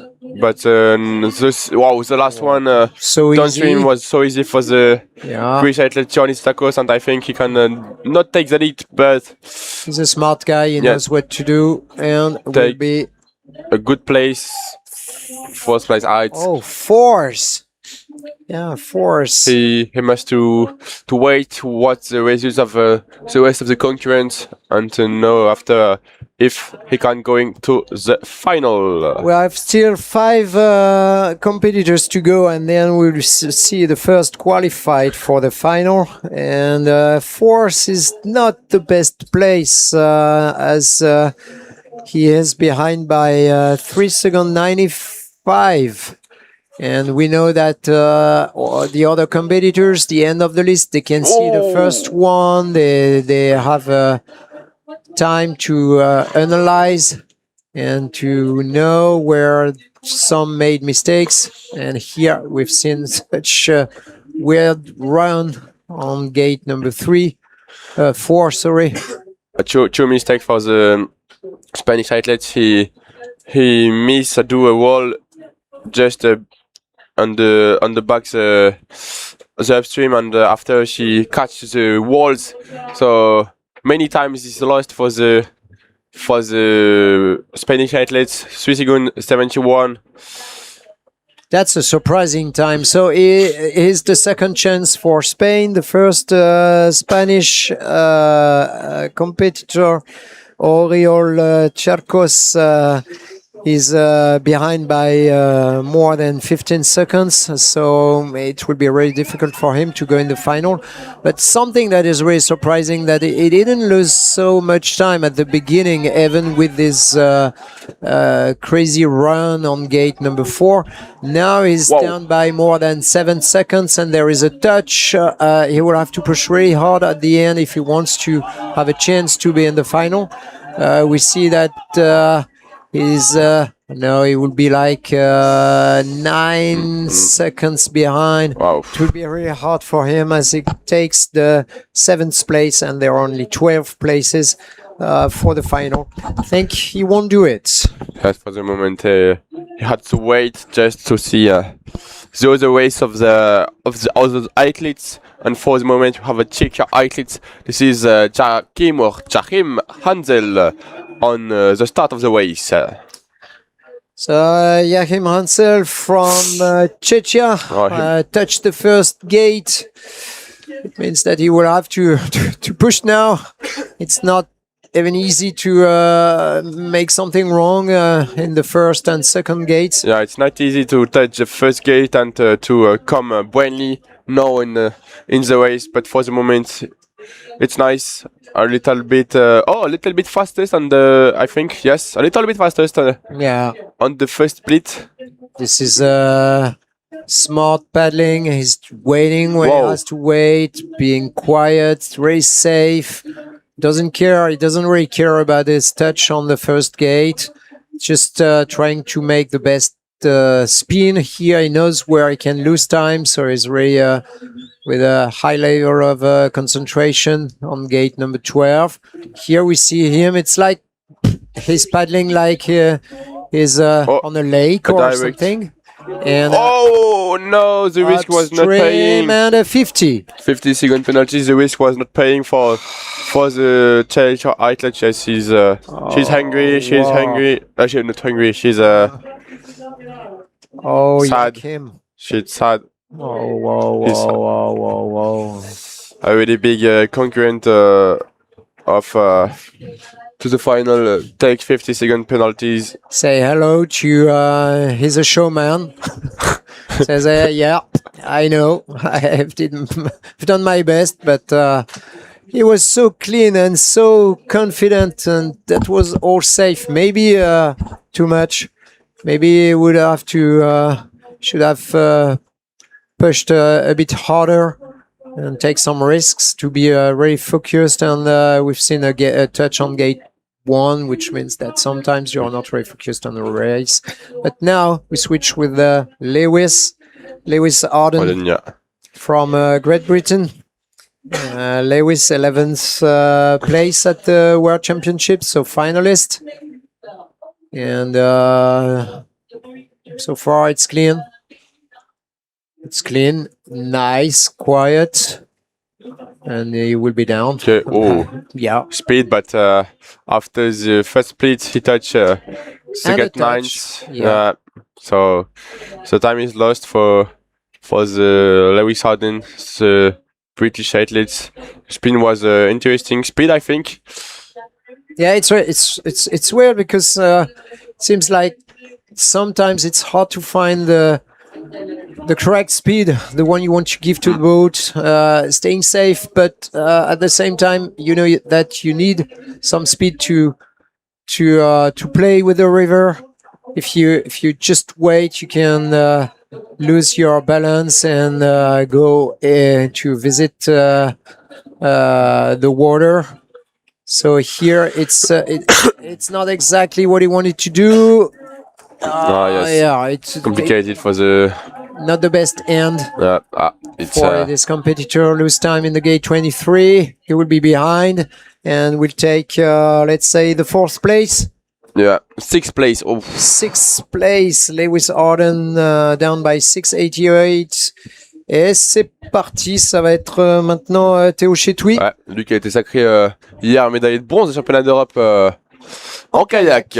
Ouais, Théo qui est bidisciplinaire et qui est plutôt spécialiste du C1. En tout cas, c'est ce qu'il nous avait dit. Il dit c'est l'embarcation qu'il préfère. Donc Théo du Val d'Indre, du club de Val d'Indre, un club bien connu, qui est un très bon club formateur. Voilà, Théo il s'engage. Donc maintenant, il va falloir trouver le bon rythme. Je crois avoir une porte bougée. Alors peut-être que c'était une touche d'eau. On va voir ça dans quelques instants. Ouais, pour l'instant, on est juste 10-2. Ouais, mais il va y avoir une review parce que on voit bien qu'il en a pris plein la figure, le pauvre là. Ça a dû lui nettoyer les narines un petit peu. Donc il va chercher son rythme, Théo. Ce qu'on disait un petit peu en anglais tout à l'heure, c'est que c'est pas facile. Alors là, il va, c'est bien. Maintenant, il va pouvoir s'engager. Ouais, exactement. Voilà. Là, il a pas le choix pour aller chercher la place en finale. Il a pas le choix. Il faut qu'il bombarde là. Théo. Il est en retard. À 4 secondes 14 de première intermédiaire, malheureusement, c'est vrai que la touche plus le petit bisou au mur là avec la pointe avant, ça a été compliqué. Ouais, mais c'est quelqu'un qui a de la ressource. Ouais. Hein. Physiquement, il est aussi très fort. Donc on va voir surtout les inversions 12, 17 là qui vont être un petit peu les juges de paix. Et pour l'instant, on a un temps en 89-40 pour Mathus qui est le leader. Et après, voilà, Théo, il serait actuellement à la 4e place. À 4 secondes toujours, il a maintenu à peu près il a son maintenu retard. son écart. Ouais, c'est ça. Et donc toujours une 4e place pour Théo. Faut pas faire trop de bêtises quand même sur la fin là. Voilà. Ah, la touche a été retirée, donc 2 secondes 10 de retard. Ouais, c'est bien ce qu'on pensait. Voilà. Ça, c'est une bonne nouvelle. On avait vu que ça avait l'air d'être de l'eau. Donc pour l'instant, bonne nouvelle pour Théo Chetui. Ah, malheureusement, qui repart à la faute. Il avait plus sa touche et elle est revenue du coup. Ce qui va être compliqué pour lui d'aller prendre la première place. Mais ça peut aller chercher une place assez intéressante. Ça sera pas sur le podium. On est derrière le temps là, malheureusement. du premier, puis il va être loin. Il va être loin, ça va être Théo, chaud. là. 5e. Ça va être chaud pour lui, malheureusement. Faut attendre. Encore un à courir derrière. Et puis on aura les premiers qualifiés. Donc on verra. 5e, ça peut le faire, mais il va nous faire peur. Il nous a déjà fait peur aux mondiaux, Théo, et je sais pas, il doit bien aimer se retrouver comme ça, un petit peu sur le cut. Il doit aimer l'adrénaline un petit peu. Ouais, on va croiser les doigts et on espère que ça va bien se passer pour lui. Voilà, maintenant c'est l'attente. And we are now with Alexei Sizov from Neutral Nations. And Alexei Sizov is trying to make a better round that Matus Mlinček, still leader in this category. And I think he will be the leader for a long time. This is the 18th competitor. It means that in less than one competitor, we'll have the first qualified. So it will be really easy for Matus and Slovakia. It's fastest on the first split. 0.71 second fastest in the first split for the moment for the neutral athlete Alexei Sizov.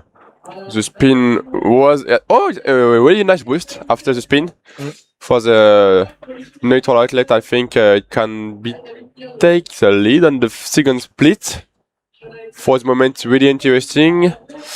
It's a little bit fastest. Yeah. Better touch and mistake on the 17 gates. What we see is that there are a lot of competitors who are beating the first split made by Matus Mlinček. Yeah. But he was very fast at the end of the race and made a clean run, which is not Okay, zero. Which is not the case for many competitors here. We wait for the judge decision. There is a touch. He will be behind, of course, and takes the fourth place. Okay, what's up now? David Egiazi, Dominic Egiazi, world champion of the last world championship in Krakow one half months ago. Please, world champion, European champion last year. Dominic Egiazi is a good candidate for the qualification, very strong. He will not push so hard, just paddle, as we can see. He's won World Cup too. This way. Oh no! That was very beautiful. Sadly, a touch. It doesn't take so many risks, but is very close to the gates. Whoop! Oof. Was it a switch? What an incredible switch! What? This is not the Zigalin method. This is the Dominic Egiazi method. A new one, a switch that you can't see, the magic trick. That's incredible. The speed of the of the switching. of the switch here. It's a bit late on the first split. It's like he has a double paddle, and the time is really good. Waiting for the second split. It's fastest a little bit, yes. Yeah. 1 second fastest on the second split. He's ahead. Ooh, it's waiting a little bit on the stopper. He could finish with the hands, I think, and that would be okay. That's very clean. Got time. Yeah. What a paddler. Not really beautiful on gate 21, but the job is done. Yeah, he's. I think he's going to take the lead. Yes, 88.81. This is the new leader of the semi-final for the moment from Slovakia, Dominik Egazi, the world champion. New leader with a touch, and the first finalist, Matus Mlinček. We'll have to wait for the next competitor to know whether we'll be in the final or not, but I think it will be okay for him.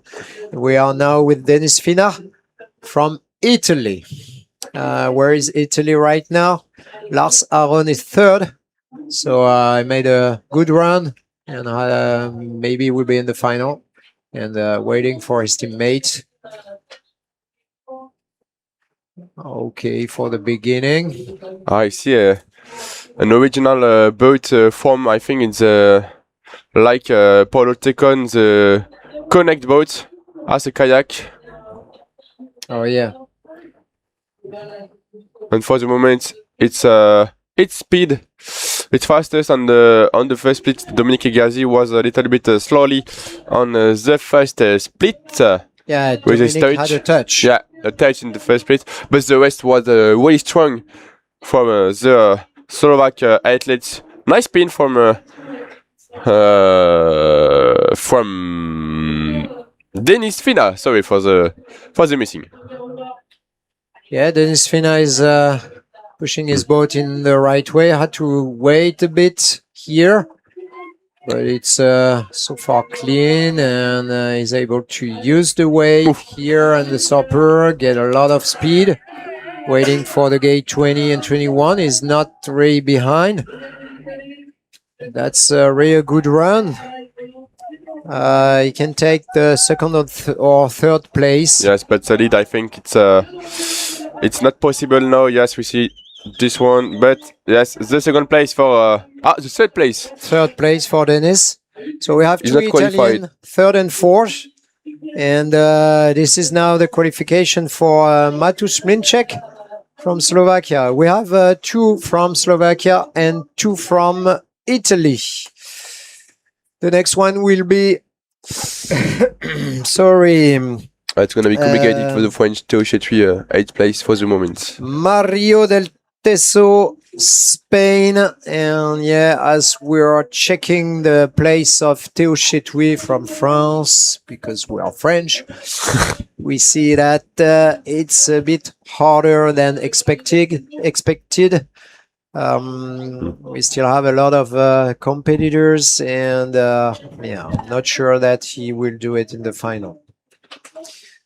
So Spain now on the water, waiting for the first split. As we know, Dominik Egazi had a touch there. Yeah. So yeah, he's ahead, but the time is slower than the one of Dominik, and as there is a touch now, he won't beat the time. And just Denis Fina is just down. The cut is now 1 second 07. Another touch for Mario del Teso. It's a little bit complicated now. So Mario will be behind. That's something we are sure now. But the question is where? He would take the 5th place so far, with being behind by 3 seconds 65. The end of the race is really not bad. He's really pushing hard. He has room for paddling here. Not so fast in the gate 23. Paddling a lot. And 6th place. Not qualified for the moment.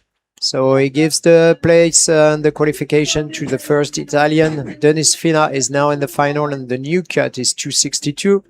262. Lars Aron is waiting for his place, as we have Germany.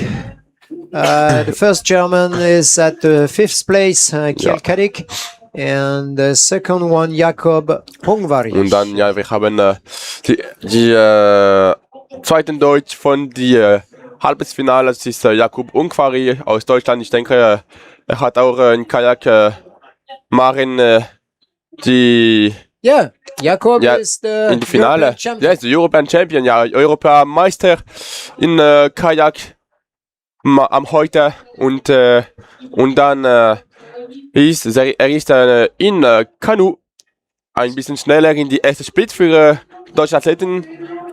Das ist schnell.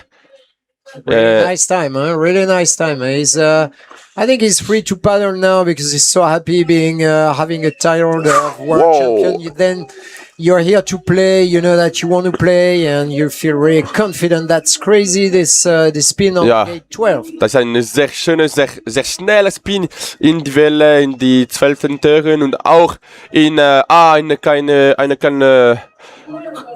Fehler in die 16. Turn für das Moment, aber das ist schnell. Das ist sehr schnell für deutsche Athleten. Ich denke, er kann die beste Zeit haben. Ja, das ist sehr schnell in die 2 letzte Turn. 81. Ja, ich denke, die deutschen Athleten, ja, ist die New Leader. New erster Platz für Jakub Ungvari aus Deutschland. What a man. What a man. Of course, it's just the semi-final, but it's always nice when you show that you're here, that you do exist, and that you are someone you have to count on. So Jakub Ungvari beats the time of Dominik Ekiazi from Slovakia, Germany. Now Slovakia, and Italy in the final. Lars Aron is still waiting, and the cut is 3:28. And we have the Czech Tiger on the river, Thomas Indrush, Czechia, and 25th at the World Championship. Thomas Indrush, then Denis Amosov, and we will have the next French competitor. I'm just checking the results, and it seems that Theo Chitoui is now on the 10th place. I think it's down. He won't do it to the final. That would be a miracle for France, and really bad news for other countries if he would be in the final. A little bit mistakes on the stopper and on the gates 11. Yeah, the Tiger was stuck in the stopper. I don't know whether the Tiger they like the water like this. We have a leopard with Camille Prigent, a tiger here, and I don't remember who, but there is also a zebra. So it's like a zoo now. Yeah, 6 seconds late on the second split. I think to going on the final for the moment it's complicated. He have to he not missing, just do a spin on the between the 21 and the 22. It's complicated, it's late.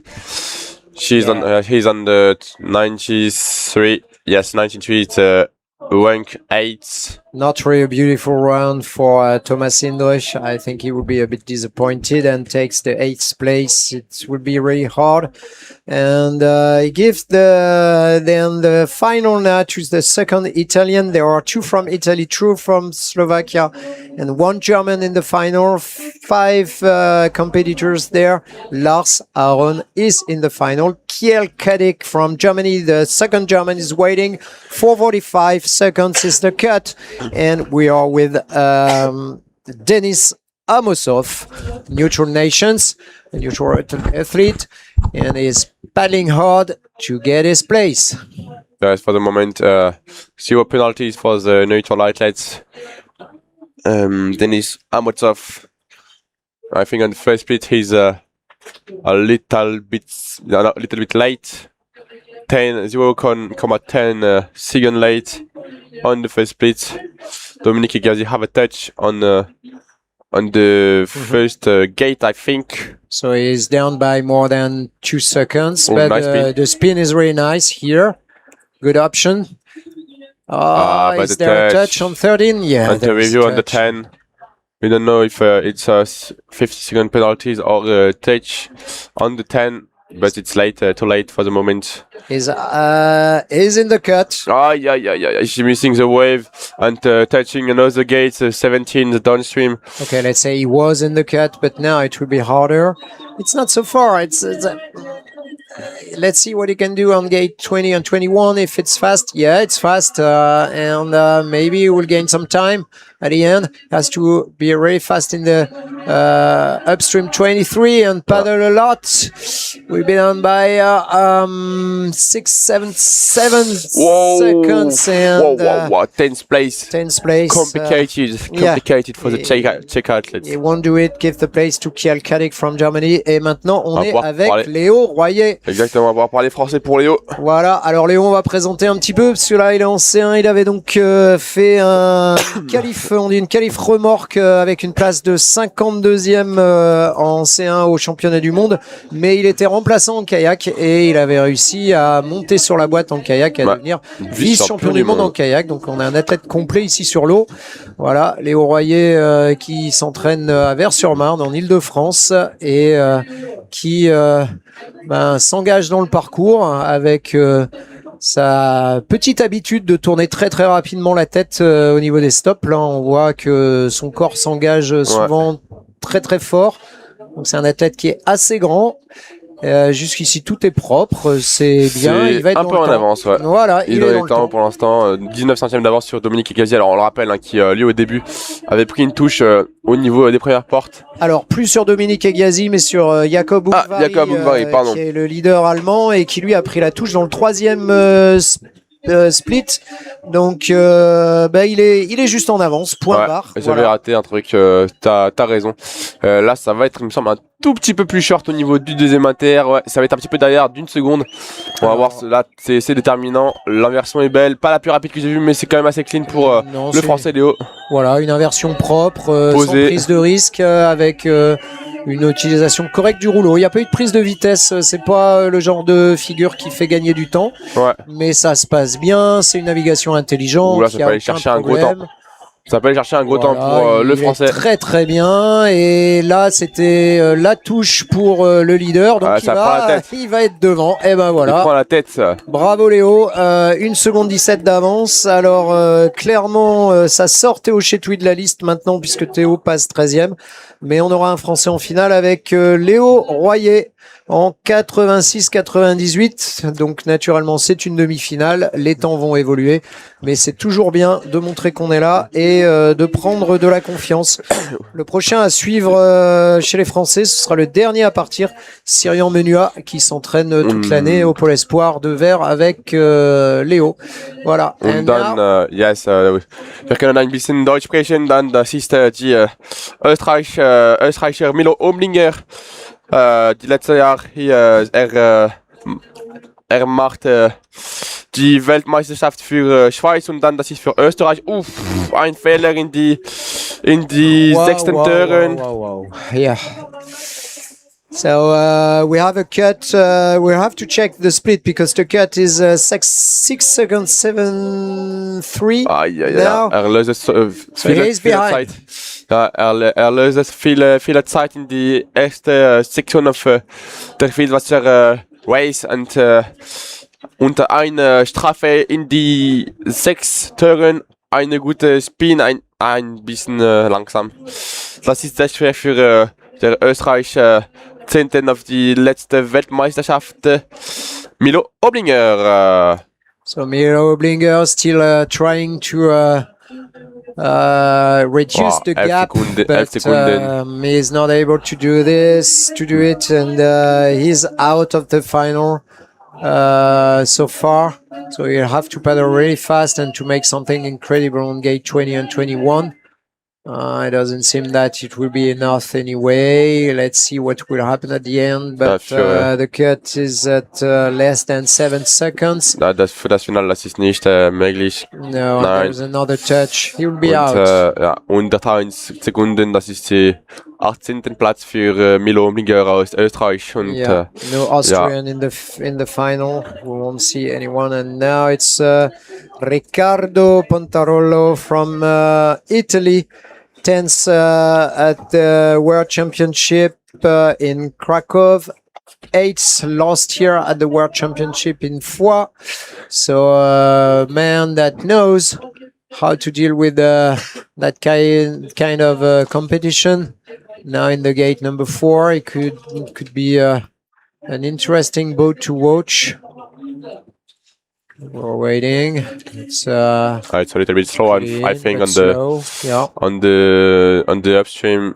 A little bit late, I think, on the third split. Yes, 1 second 22 late, and 2 second penalty, so 3 second 22 late. Oof, oof! He takes some risks. He takes some risks on the 10, but it's okay. 0 second penalties. Says the judge for the moment. No review. So he's down by more than 5 seconds now. The cut is 6:85. The goal is just to get a place in the final. Doesn't have to make any mistake in the rest of the course. Let's see this hard gate 17.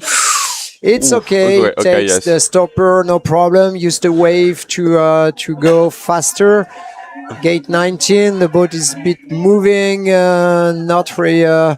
The great move, but it's fast here. There's another touch. We don't have any idea about the time. It will be really behind. It's complicated for Ricardo. Pontarolo, 10th place. First non-qualified. Yes, complicated. Have 3 concurrent, 3 athletes on the start. Noch einmal ein Deutsch, one Tchèque et un Français, le dernier qui sera à s'élancer, Syrien Menuer. Und dann wir sind mit die deutschen Athleten Pascal Brandenburg. Yeah, so Ricardo knows that it will be really hard as it 10th now. We get some help from Jakob Hungvari. Yeah, the other one are here. They are trying to. I see a review. Ich sehe eine Review in die erste Turn für Pascal Brandenburg. Für das Moment, das ist schnell in die zweiten Upstream.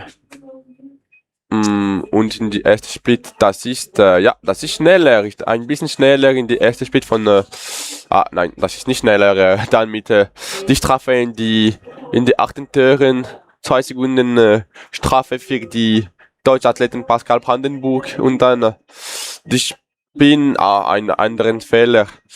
Das ist sehr schwer für Pascal mit 6 Sekunden Strafen dann.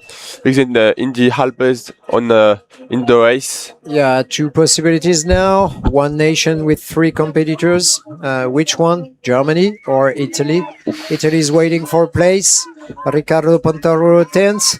And Brandenburg from Germany, Pascal Brandenburg is trying to get a place in the final.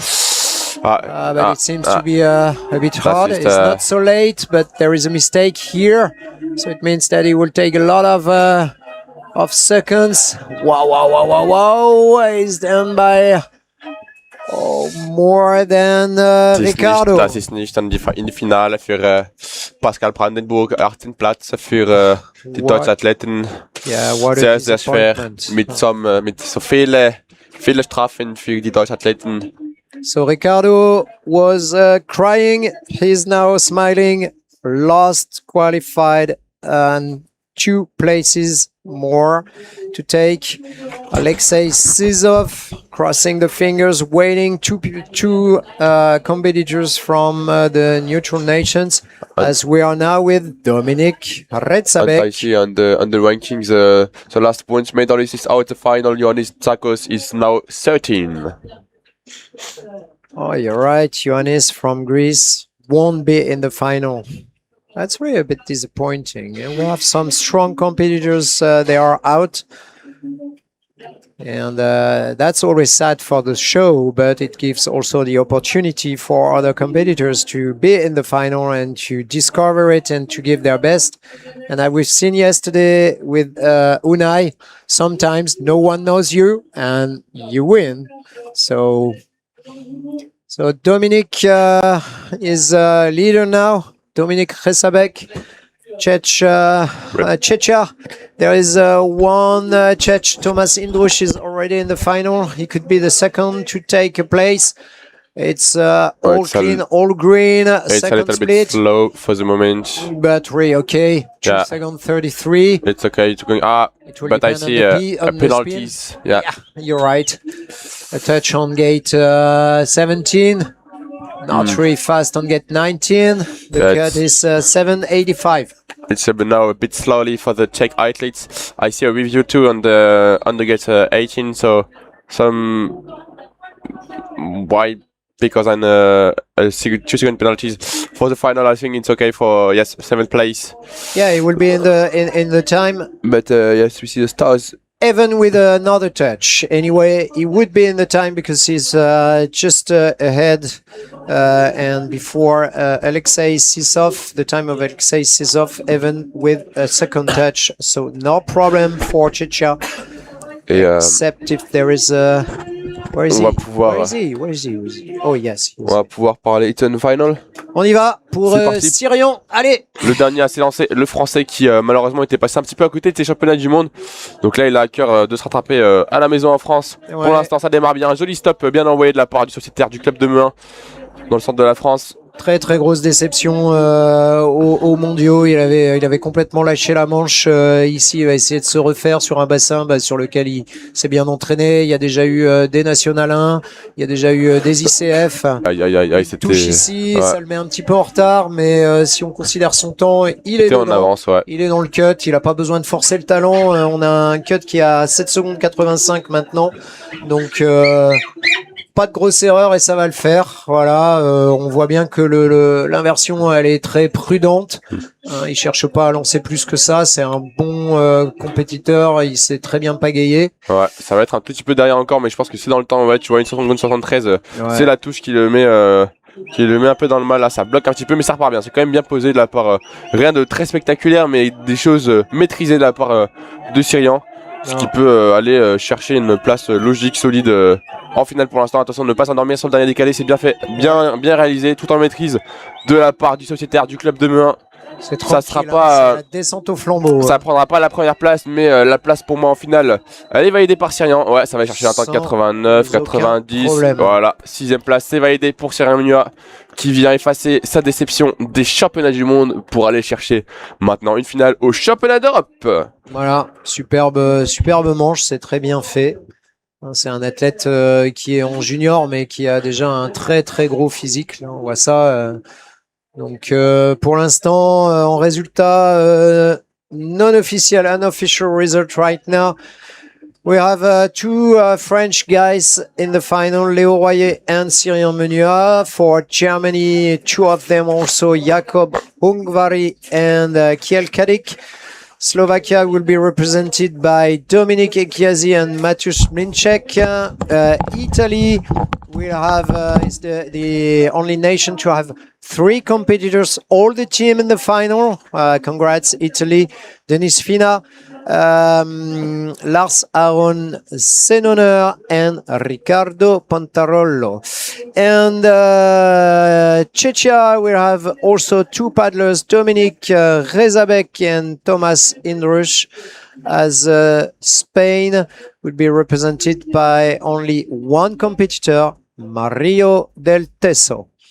So Spain lose 2 competitors, most of those countries lose 1 competitor, and only Italy made it with all the competitors. The nation that won't be in the final, neutral nation, Greece. Great Britain is not in the final. Croatia, Austria, once again Poland. And that's it. So we will switch now to the next category. A few minutes. We see the first one to prepare. We're in the U23 category with the girls. And the first one will be Joanna Blythe Shields from Great Britain. She's trying to find the energy to be prepared. Last movement, the last minute concentration. You have to be focused on the race. You watch the first gate. And behind you, you have the second paddler. Here, it's Lea Senica from Slovenia.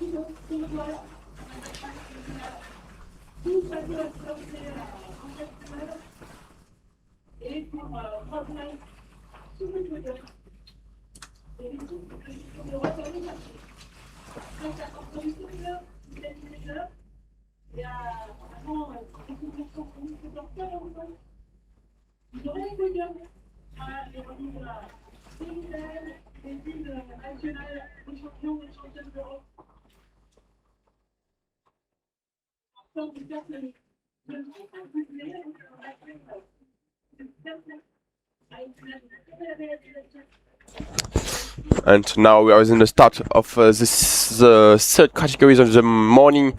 This is C1 Women Under 23, and we are with the first concurrent. This is a British athlete. This is Joanna Blythe from Great Britain. Now on the gate 4, on the first lap of the race. For the moment, it's a clean one for the British athletes. So Joanna will be the first British to run, and she will be followed by Rachel Ellis and Zoe, or yeah, I think Zoe, I hope so. Blythe Shears. So it seems to be her sister, because high chance, the same family. Joanna will be the first then, or Joanna, and she will maybe give us the reference time. So we are expecting a clean run, not clean with the touches, but a clean with the lines to find and the way to go through the gates. If it's the case, then consider that this first run will be interesting to watch. I didn't see the gate. The cameraman turned, but yes. If what I say, I think she missed the gate. Just one part of the head is going on the gate. So yes, it was before 50 seconds penalties, now 0, but some time lost and way hard to going to the final. It's another level in the under 23 categories. Yeah, but okay. As we don't have the reference time with this competitor, we can check. And in the junior category, Margot Lopez had a time of 98.55 plus 4 seconds of penalties, but we really don't care about the penalties here. Oh, il met à terme doute. Oh, sorry, I closed my microphone. So I said that we won't have the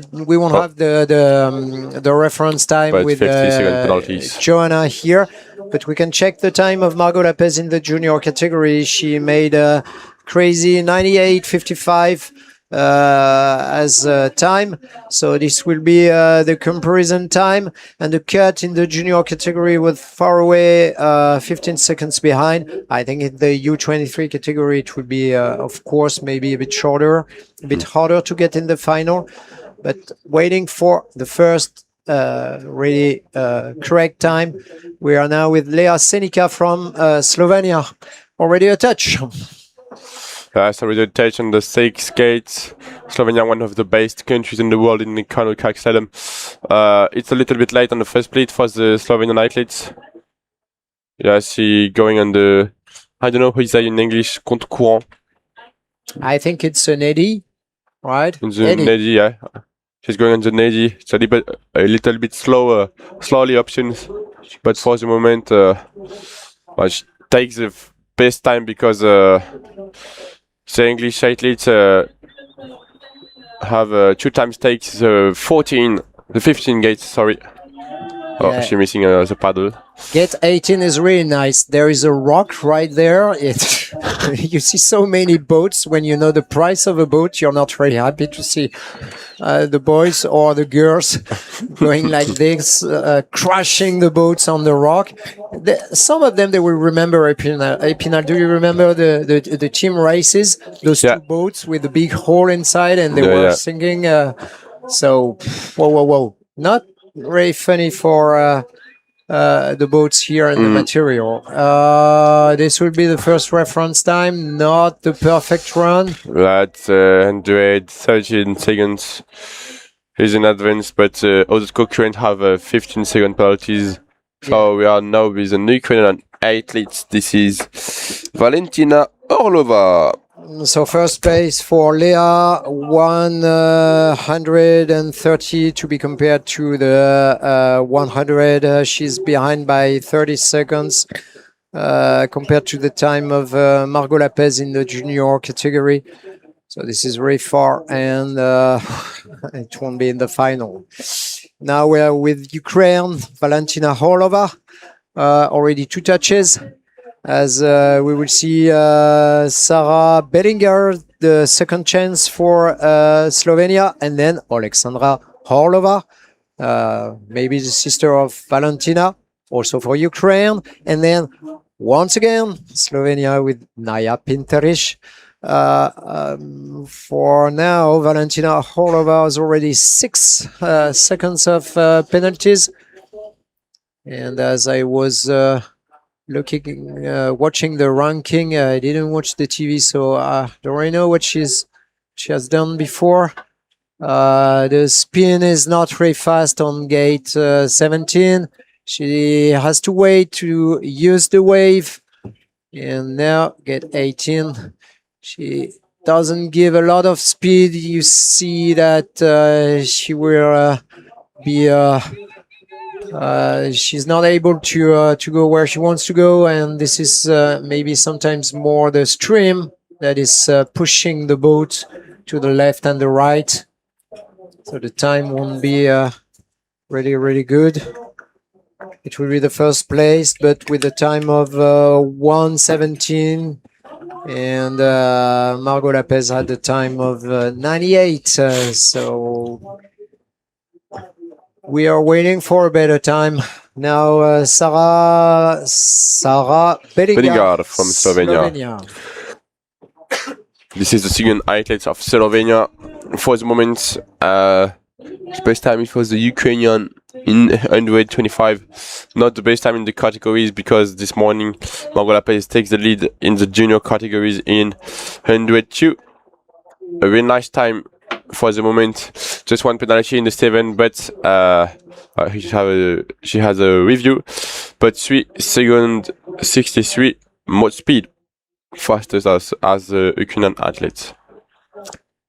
Yeah, Sarah Bellinger could make something better. She was 17 at the World Championship, so not in the final. Here it's really a problem because she touches, missed the wave, and then she will lose a lot of time. She was ahead, but she will surely be behind now. Not very clean when she goes in the gate 14. Yeah, really hard to push the boat correctly. She's still ahead. That's a bit surprising, but I don't remember all the touches of the Ukrainian Valentina Orlova. Yeah, she had a lot of touches. It's hard to compare by now. The competitors, as there are a lot of touches, no clean run. So Sarah Bellinger is still leading. Not the perfect trajectory, not the perfect line, but Oof. trying to find something safe. She touches the rocks or lost sometimes again. Slovenia we try to get a place in the final, but no, this is It's too slow, I think, to going in the final. yeah. For the moment, we have to see the other athletes, but for the moment, to compare to the junior time, it's slow, too slow, I think, to going on the final. 98 seconds for the first in the junior team and in the junior category, and a cut at 15. Here, it's really behind. And now we are with another, the second all athlete of Ukraine. She's Alexandra Orlova. She ran two in kayaks, I think, in the semi-final yesterday. She's with his team, fifth of the European Championships. Oh, a little miss on she's missing the 8, so it's so more time to lost. It was a clean run till the gate number 10. And we were like, okay, she will do it now. And then she missed the gate 11. There is a touch on gate 11 and now a touch on gate 13. It seems that she's losing her ability to make a clean run. She will have really to focus on the rest of the course. With these big mistakes, Alexandra Orlova is always ahead. The current leader, Sara Pedinger from Slovenia, one of the stretches on the gate 13. Two touch for the moment. Oh, but a very, very big missing. She's missing the gate 21, so the time is complicated now to going to take the lead. Yeah, we know it now in the C1 category, why you don't push enough to the gate 21 when you don't maintain your boat, then it's a problem because you usually missed this gate 21. And now we have another Slovenian athlete. This is Naya Pinteric.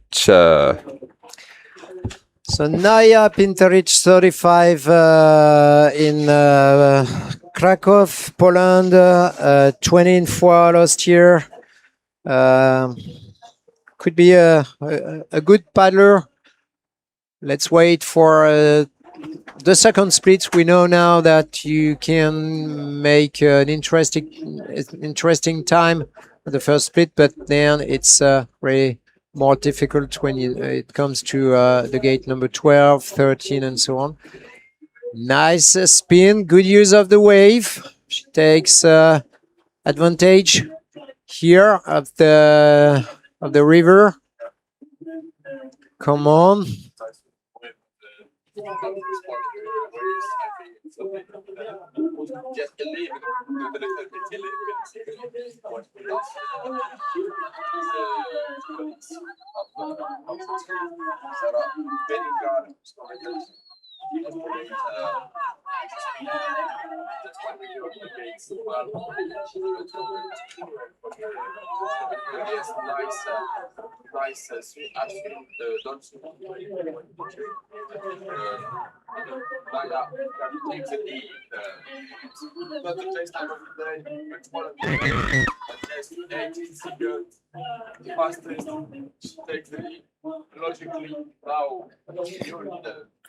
So she knows that a clean run and such a time, not the fastest time, as you said, but it will be anyway a good time in this category.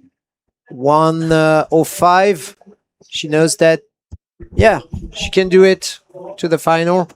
But I think this time can go to the final. I don't know if she win, but to the final, it's very, very possible. And now we have with Anya Danek, polyvalent athletes. She won two in kayak into the final yesterday. She won the European Championship in the junior category 2 years ago, sorry, and I think second of the World Championships in the junior category the last year. So the performance of Naya Pinteric from Slovenia would be the second place in the junior category.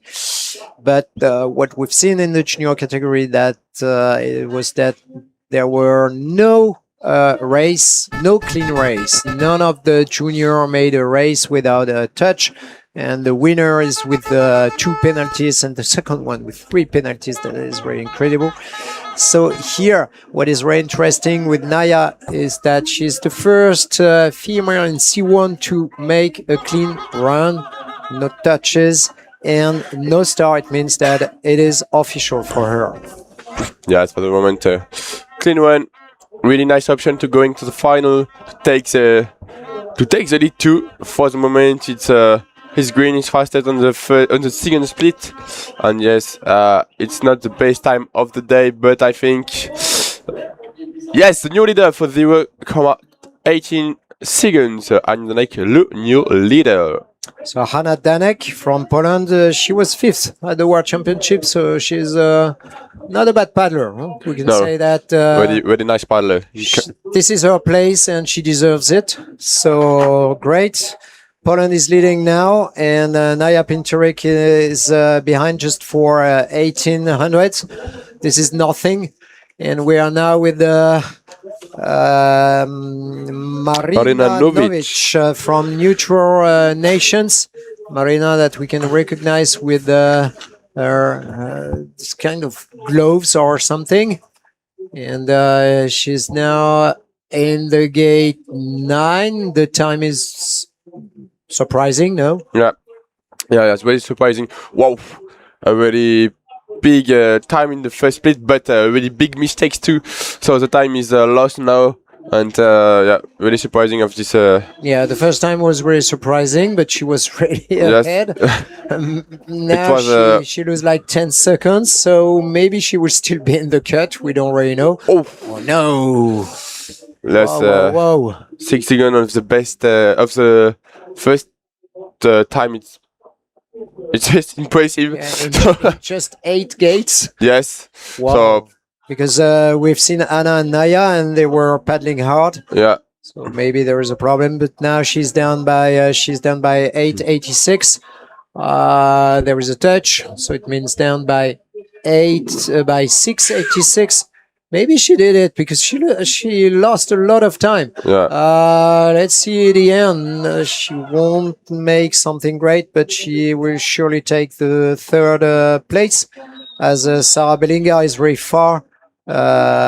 She's behind by 18 seconds compared to the time of Hanna Danek. Yeah. Really slowly as Hanna Danek. Wow, 17 seconds slow. 3rd, 17 seconds. She knows that she won't be in the final. It's the end of the race for her. Maybe we'll see her in the kayak cross tomorrow, but end of the day. Now, Stanislava Duretna from Slovakia. So we already have... No, she's the first for her team. We had Poland, Slovenia, Neutral Nation, and Ukraine and Great Britain already racing. And now Stanislava is the first for her country. As we said, we're always watching Slovakia very carefully because they have some of the best paddlers in the world. Yeah. And for the first split, it's really speed for the moment. For Stanislava, sorry. Durantova, yes, 0 penalty for the moment. A nice race, very clean, and yes, 2 speed of 1 second 28 on the. Interesting speed time. I don't really understand the first one. It seems that the competitors, they are already ahead. Or a mistake on the... And then they lose a lot of time during gate number 8 and 16. Or this just is very surprising. A mistake in the Hanna Danek time for the judge on the board of of the race. So for the moment, it's speed, and I think the Stanislava Duranta take the lead with 0.33 seconds. I have to check this on the video. Maybe the guy who, with the button is sleeping or checking his iPhone. And und dann there is someone. ich sehe einen Fehler für die deutschen Athleten. Das ist Athletin, das ist Bütikofer aus der Schweiz. Sie trainieren alltag in Öningen oder in Biel in der Schweiz. Eine sehr gute Athletin. Die Zehnten für die nächsten Weltmeisterschaft in Krakau, auch Zweiten in Kajakcross in die Weltmeisterschaft. So we were speaking about the split time, but during what we said that was not very interesting, Stanislava took the lead. She took the lead just for 33 hundredths. And the third one, Naya Pinteric, is down by only half a second. So this is really close for those three competitors. And what is interesting is that they are all with a clean run. So far, there is no touch. And now with Switzerland, Fia Bütikofer, a touch on the first gate, but an interesting time. Ja, Fia hat eine Strafe in die erste Türe, aber in die zweiten Split, das ist schneller von 0,14 Sekunden, aber ich sehe einen neuen Fehler in die 17. Türe für die Schweizer Athletin und dann wir sehen die Zeit für das Ende. Ich denke, eine kleine Fehler. Aber okay, das ist gut. Eine Spin für die Vierbütiger aus der Schweiz. Yeah, she can take the the fourth place, but she will never beat the time of the three first. Das ist ein langsamer und Vierbütiger nehmen die vierte Platz. Und für das Moment, das ist nicht in Finale, aber keine Athleten für den Moment ist in Finale. So Stanislava Duratna, Hannah Danek and Naya Pinteric, they are all together in half a second. They made all a good round, no big mistake, so it would be really surprising to make really a better time. It is possible, as in the junior category, the best time was 98. We are waiting for this new time, but as long as we see it now, we have already 10 competitors that are ranked, and Rachel Ellis from Great Britain is the 11th. And it means that in 7 competitors, we will know we'll have the first qualified. So smells good for those 3 competitors, Stanislava Duratna, Hannah Danek, and Naya Pinteric. Maybe we will see them in the final. Let's see what Rachel Ellis can do for Great Britain as Rachel Ellis. Joanna Blythe Shields is now the last of the category, because she had a 50. So I think Great Britain and the Team GB is expecting a better result for Rachel. She is in the time, 94.95 now. Time to beat is 105. And she can do it. No, she won't do it, but she will be not far behind. Maybe she can take the 4th place. Yeah. It's down. She takes the 4th place. Just before championship, and sorry everyone for the noise. I'm a little bit sick. So now wir haben einen deutschen Athleten. Das ist die erste auf das Kategorien. Das ist Christine Eidenreich. So my teammate is dying, and I will tell you if he dies right now. He's got something like a big cough. We are sorry for that. He's trying to do his best. Now switch to German. Und wir sehen eine kleine Strafe in die zweiten Türen für Christine Eidenreich, die Europameister in Mannschaft. in dry tag. Christina Heidenreich, she can do it as she is not so far from the first split, even with a touch on gate number 2. It's now gate 13. She did the job, not very fast. She's trying to paddle safely. As we said, sometimes it can be surprising because you are trying to get really safe, but here she missed the wave. She is ahead by 2:52, which means give some speed to the right. Yeah, Okay, clean. das ist gut. Das ist gut und schnell für Christine Heidenreich aus Deutschland. Und ich denke, sie kann die beste Zeit nehmen in das Ende. Und ja, das ist gut für Christine Heidenreich, eine New Leader, die erste Platz für die deutsche Athletin. So 102.82.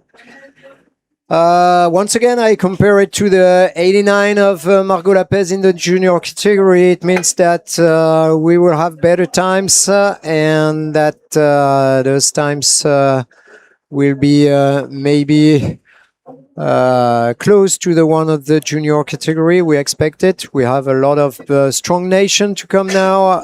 Only 12 competitors already down and waiting for the 6 next. Then we will see the first qualified.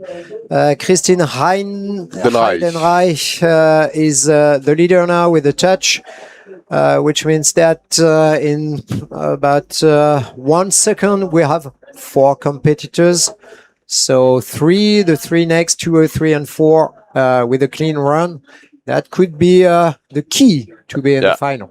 And now we have the second British athlete, the sister of the last one, British athlete, the sister, I think, of Joanna Blythe-Child. This is Zoe Blythe-Child now in this is she's more speeds, fastest on the first split, 1 touch on the gate 14, but this is 2 speed, a little bit. Yeah. We are waiting for the storm that we see on the boat, but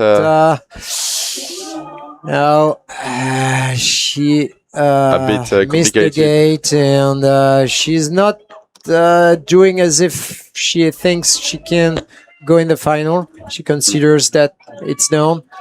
That's not a good idea because you never know in this category, and even if you miss a gate, then you push really hard, you give everything, and who knows? Maybe you can be in the final.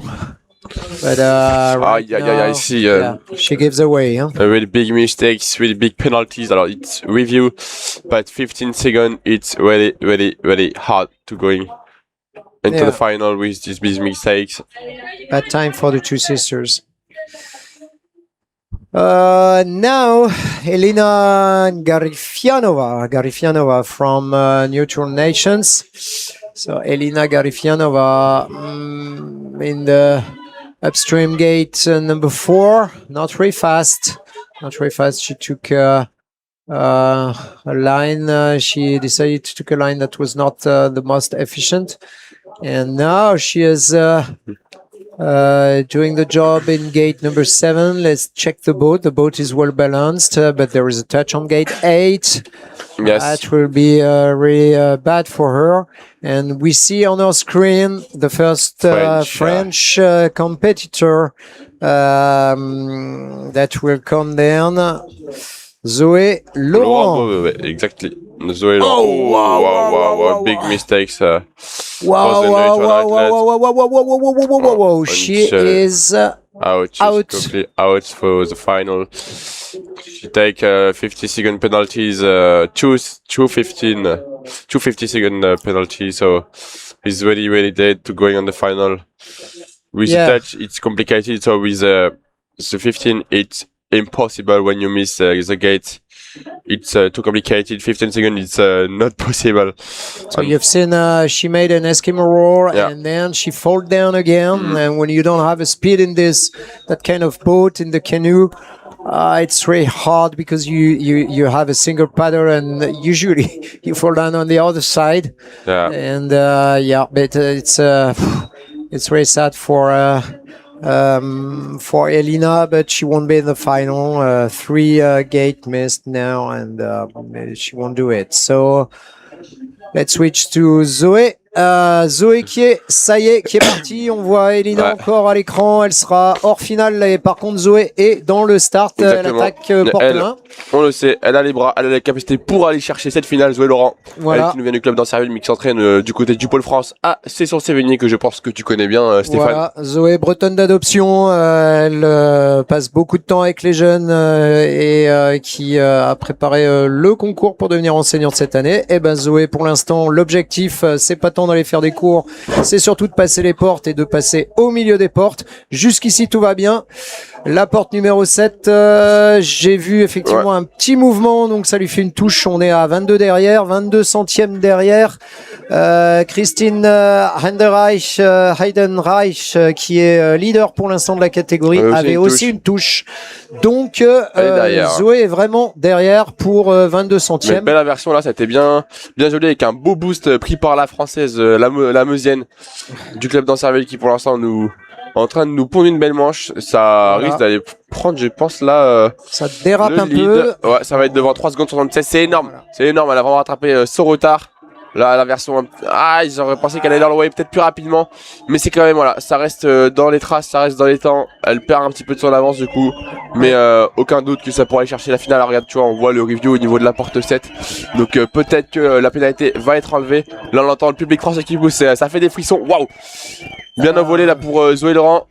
Ça a été pas loin avec les cheveux qui d'aller toucher, d'aller toucher. Elle ferait mieux de les accrocher, de les mettre dans le kawaii parce que là, j'ai l'impression qu'elle va nous faire un gros temps, Zoé. Elle prend la tête, 4 secondes 87 d'avance. Ça c'est fait. Wow.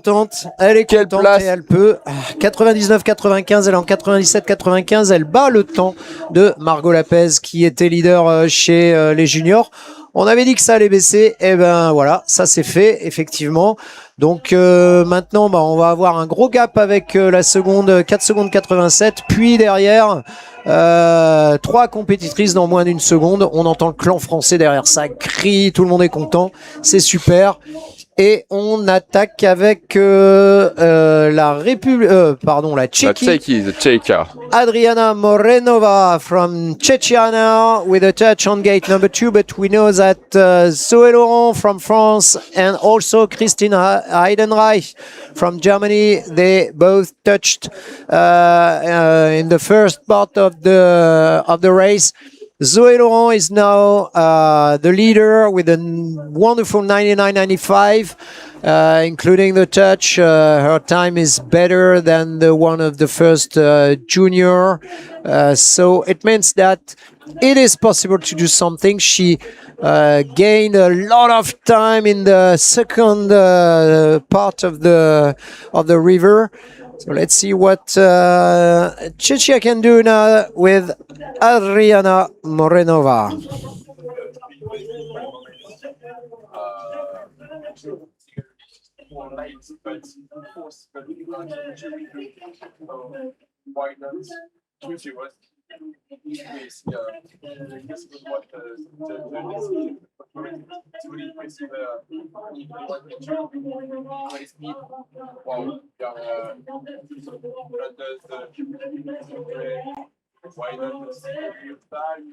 Oh yes! Wow. What a time, 95.14, what a time. So we can explain to all the spectators, there are so many, I think we are about 1 million spectators at the same time on this YouTube live, that because as it is a semi-final, of course, every penalty will be reviewed by the judges on the video to check if it's correct. And we have now a new leader, Adriana Morenova, and Zoé Laurent is second. It becomes to be really a big fight to be in the final. And we are now with Ainara. Oh, I'm sorry, Goicoechea from Spain. Yes. It's out of my skills. Arana Goes good thing. Whoa, sorry for the pronunciation. Go Xea, sorry. We are, I'm so sorry for the we are pronunciation. dead. Okay, Spain. From Spain. Ainara, Spain. So Ainara was behind. She was in time. She was behind, but now there is a big mistake on gate number 12, as she doesn't take. She's not able to use the wave. She will have to push way harder. Yeah. There is another touch on gate number 11. 2 touches. She will really have to make the job, and we see on our screen that Lena Kemer is the second French to prepare for the round. But we see Emera with 12 seconds late on the second split. It's very slowly, and I don't know if she can take the semi. She's now in the water, and it will be a 50 on gate 21 for the semi for the final. I think it's dead for the Spanish athletes, for the Ariana and Anara. Sorry. We know the Spanish coach, I think he's really disappointed with it.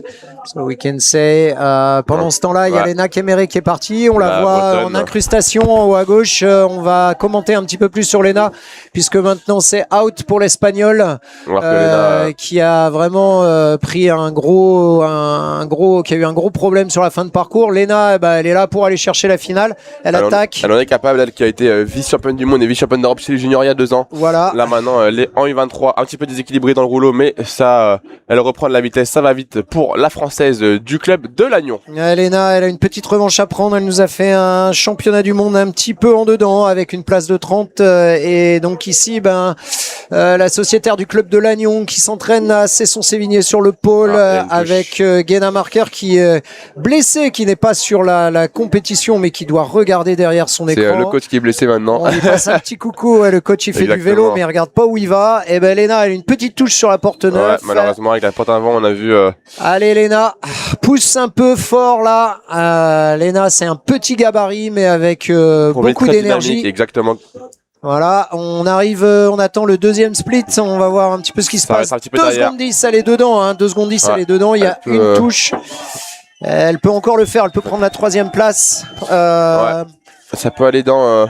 Ça peut aller dans le cut pour la finale. Pour l'instant, on le sait, elle a les capacités d'aller rattraper le temps perdu. Allez Lena, tu pousses fort là. Allez Lena, on y va. On y va. Surtout, on pousse vers la droite. Voilà, ça c'est fait, c'est bien fait. Bien renvoyé après dans le courant. Ça va vite. C'est pas le plus beau passage, mais ça va le faire. 99, elle est derrière de 3, 4. Elle va être dans le cut. Hein, ça va le faire. Lena, c'est une des premières. C'est la dernière qui va marquer le passage. 3e place. 3e place. 4 secondes 60 derrière. On attend les reviews, mais a priori, c'était bien clean, excepté la porte neuve. Et ça va le faire pour Lena Kemer. On croise les doigts, mais elle était 18e à partir. Donc, Amélie Plochmann d'Allemagne, qui est aussi une bonne concurrente, va maintenant ouvrir le bal de la qualification en finale. Allez, on y croit pour Lena. Und Amélie Plochmann, die Schwester für Antonia Plochmann, aber Amélie macht das in Kanu. Antonia, das ist in Kajak, aber ich denke, die zweite macht die 2. Und für das Moment, das ist sehr schnell für Amélie Plochmann. Mit keinem Fehler, keine Strafe in der Beginn für das eine kleine Strafe, aber das ist schneller in der ersten Split. Eine Strafe von 2 Sekunden in die 8 Toren. Ein bisschen eine zweite Strafe, Entschuldigung, das ist kompliziert für Antonia, aber sie kann nehmen einen Platz für Finale, das ist sehr schnell in die Welle für das Moment. So if you follow the race, then you know that now Amélie Plochmann from Germany will be the first to give the place or to take the place for the final. So who will be in the final? Adriana Morenova from Czechia or Amélie Plochmann from Germany? She is down by 2 seconds 23, but there are 2 touches. Also, Adriana had 2 touches, 4 seconds, so she's right down. And what we see is that she made a mistake on gate 21, so she won't be the leader definitely, which will be the place now. She's behind for 4 seconds or more, 6 seconds, 09, and there are reviews. Huh? Sehr, sehr kompliziert für Amelie Ploschmann für das End of der Race. Ja, wir haben 2 Strafen gesehen. So Amelie Plochman is 5th now, waiting for some judge decision, and Adriana Morenova Checha takes the 1st place in the final. Then Zoé Laurent is waiting for the 2nd place, and Lena Kemere, she is now 3rd. And she's 3rd and waiting for the other place. She's down by 4 seconds 60. The cut is less than 1 second, as we have Ivana Klebova from Slovakia running now. So Ivana Klebova, 34 at the World Championship, 7th last year in Foix. She didn't make really a good run in Krakow, because 34 means that she wasn't in the semi-final, so it means that this is her first semi-final this year. She is trying to push hard, but there is a review on gate number 10, and that's very sad for her. That could be a good news for Zoé Laurent. So we are waiting for the confirmation of the 50 on gate number 10, because there is a review, of course, with that kind of big penalty. She's still pushing hard. The time is not bad, as there are 4 seconds of penalty. Gate 21 is okay, and gate 22, she's really pushing hard. She doesn't think she has a 50. I think she would be surprised at the end, because she wants to give everything, waiting for a time. We have a review on the 10, or the 50-second penalties. Yeah. Yes, she's surprising on the... She's surprised with the 50, but anyway, she is down by more than 10 seconds. Which means that she would have the 9th place. It's too far to expect a place in the final. And we have now the French Zoé Laurent in the final. Yes. Zoé Laurent à la finale. Voilà, Lena Kemere qui attend encore un cut à 4,60 derrière. On espère que ça va le faire. Ici, on a une grosse candidate avec Stepankova, Julie Stepankova de République tchèque, de Tchéquie, désolé, et qui est une très bonne compétitrice. Allez, on attend. So for the moment, it's clean. Just a little bit late on the first place for Julie Stepankova, the Czech athlete. He takes good movement of the wave. Okay, speed now. Okay, a switch. Little switch, a bit slow. The switch, so the cut is 4 seconds 60. Lena Kemere, she has a touch. Yulia Stepankova, she doesn't have. We know that Checha is a good nation. We know that they know how to put their boat to the finish line. So waiting for a second. Oh, she is behind. She's behind, but still in the cut and still ahead of Lena Kemere, as there is no touch. A bit slow here. Waiting for 20 and 21. Huh? It can be good for the French Lena Kemere to going on the final, but for the moment is not finished. Well, a little bit complicated, but it's okay. 0 of penalties for the race of the Czech athletes. Julie Stepankova for the moment. It's yes. She will be behind. Yes, it was 103 and 2 bits. It's okay for Lena Kemere to the final. Oof. She loses a lot of time. Wow, 9th place. It's complicated to go in the final. She will certainly not be in the final. We have no 9 athletes to going on the race to take his place on the final, and this is the complicated for the Czech athlete to going. I know one guy really happy behind the screen, the 2 girls.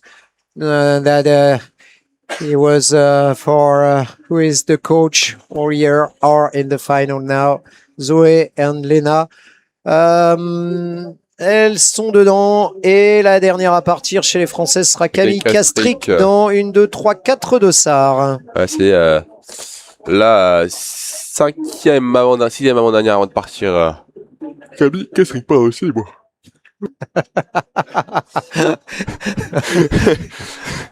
He will now fall asleep. Please stay with us. Don't listen to him. This is a fight on the screen. I'm a little bit sick, a little bit sleepy, but I'm here with you with pleasure. And now we have to push Martina. We have all Poland watching the screen. Oh, Martina, what is happening on gate 17? I think my sleepy is going to Martina. So sorry. Yes, he's missing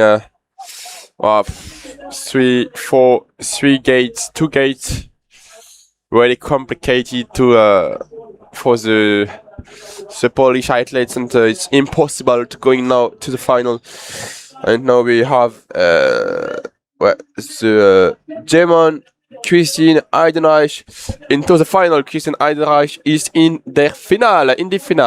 So Poland gave the chance to Germany to be in the final now, and the new cut is Stanislava Duretna from Slovakia. She's waiting for place and she's down by 6. Second 24. Pour sa famille, pour ses amis, on va pouvoir parler en français. Elle est suisse.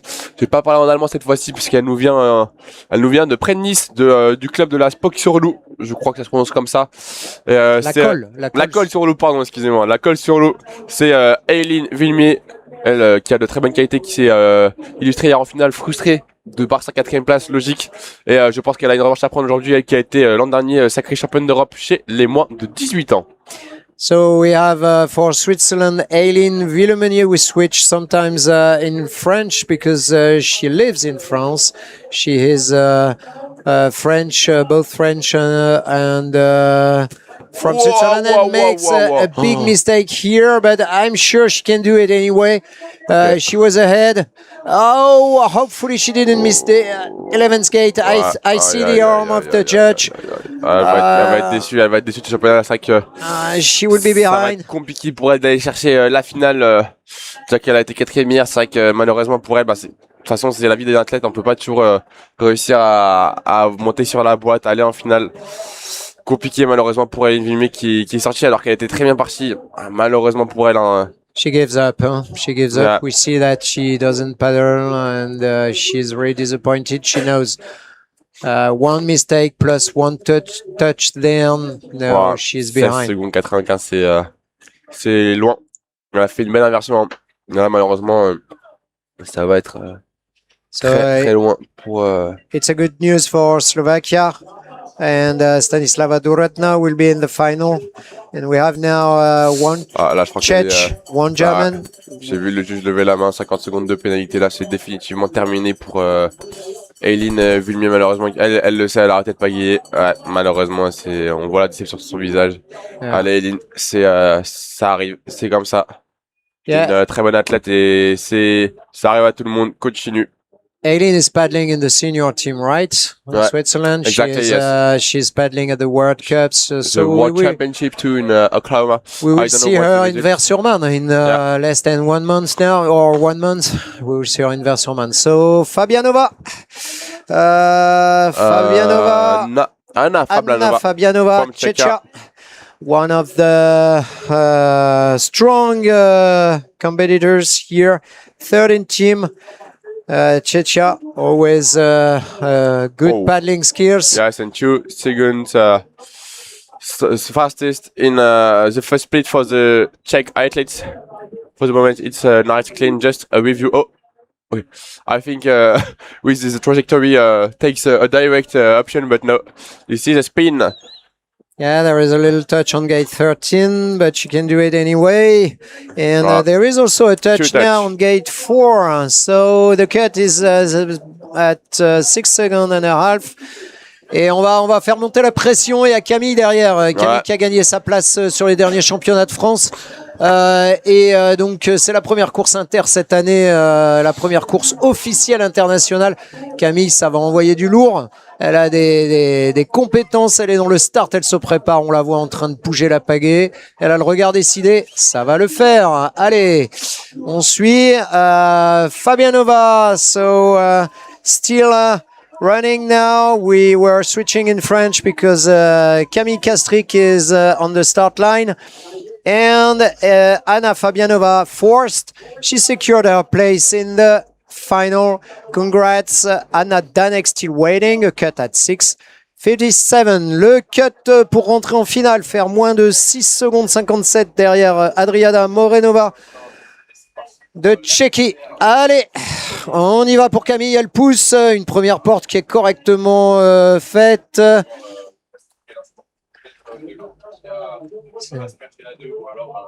Elle est près des piquets, mais on verra bien ce que ça donne de toute façon pour l'instant. Le bateau qui traîne un peu dans la 6, qui dérape. Il va falloir donner un peu de vitesse. On la sent un tout petit peu en dedans au début là, et il va falloir maintenant prendre... voilà, ça y est, il faut se lâcher, il faut accélérer.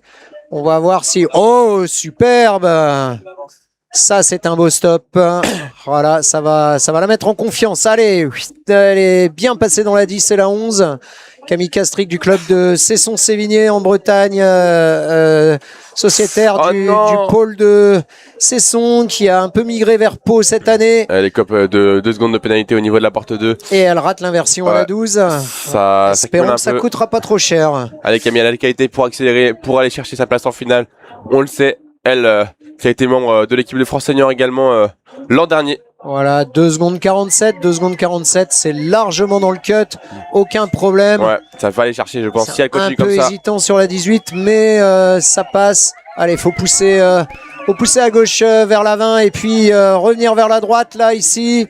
Pousser fort pour la 21, aucun problème, elle sait parfaitement utiliser la vague. Ça va le faire pour Camille, c'est à 0. Ça sera derrière Morenova, mais ça va aller chercher largement la place en finale pour la sociétaire de Cesson. Ouais, on voit une autre touche. Et il y a une review, il y a une review sur la dernière, elle serait 8e. Première pas prise pour l'instant. Si elle est 8e, elle est première pas prise. Il y a une review sur la dernière porte, le juge était bien placé, il y a une caméra, donc s'il y a une touche, on le verra. Ouah, Camille qui reprend une touche, mais qu'est-ce que c'est que ça là? Elle est 10e maintenant, elle prend une touche à la 2, une touche à la 7, une touche à la 23. Et on n'a pas les reviews, nous, sur notre écran. Là, c'est pas une bonne nouvelle. Hein. C'est pas du tout une bonne nouvelle. Il y a encore une étoile devant son nom. Mais elle vient de prendre, Camille, beaucoup de touches et beaucoup trop de touches. Ça pouvait jouer. Ça va être beaucoup plus compliqué avec une 10e place. Ah, on va croiser les doigts, mais c'est vraiment pas une bonne nouvelle. C'est vraiment pas une bonne nouvelle, là, pour le clan français. On est dans l'attente. On est dans l'attente. Et... un review au niveau de la 7, je crois. Ouais, on est dans l'attente et on va passer sur Nora Lopez maintenant. On va suivre aussi les étrangères. Il nous reste 5 compétitrices. So 5 left to go. Considering that Nora Lopez is already in the run. Nora Lopez for Spain. Maybe she will give the first place in the final for Spain. Spain didn't made it in the junior category, and they want to have one C1 in the final.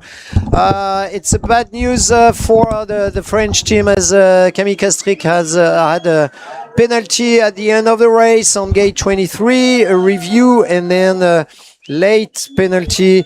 The first part, so the time was good, but with 6 penalties, to be really hard for her to be in the final. There are 3 competitors waiting now: Naya Pinteric, Amélie Plochman, and Camille Castric waiting for a place in the final.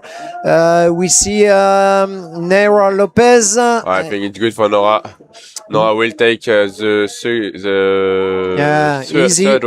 third place. Sorry. She's smiling, she's happy, she's the first for Spain.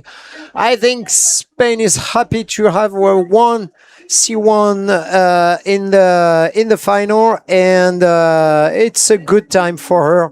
A bit more than 100, but a good time anyway. And she will be surely better in the final. So Nora Lopez, still a star on her name.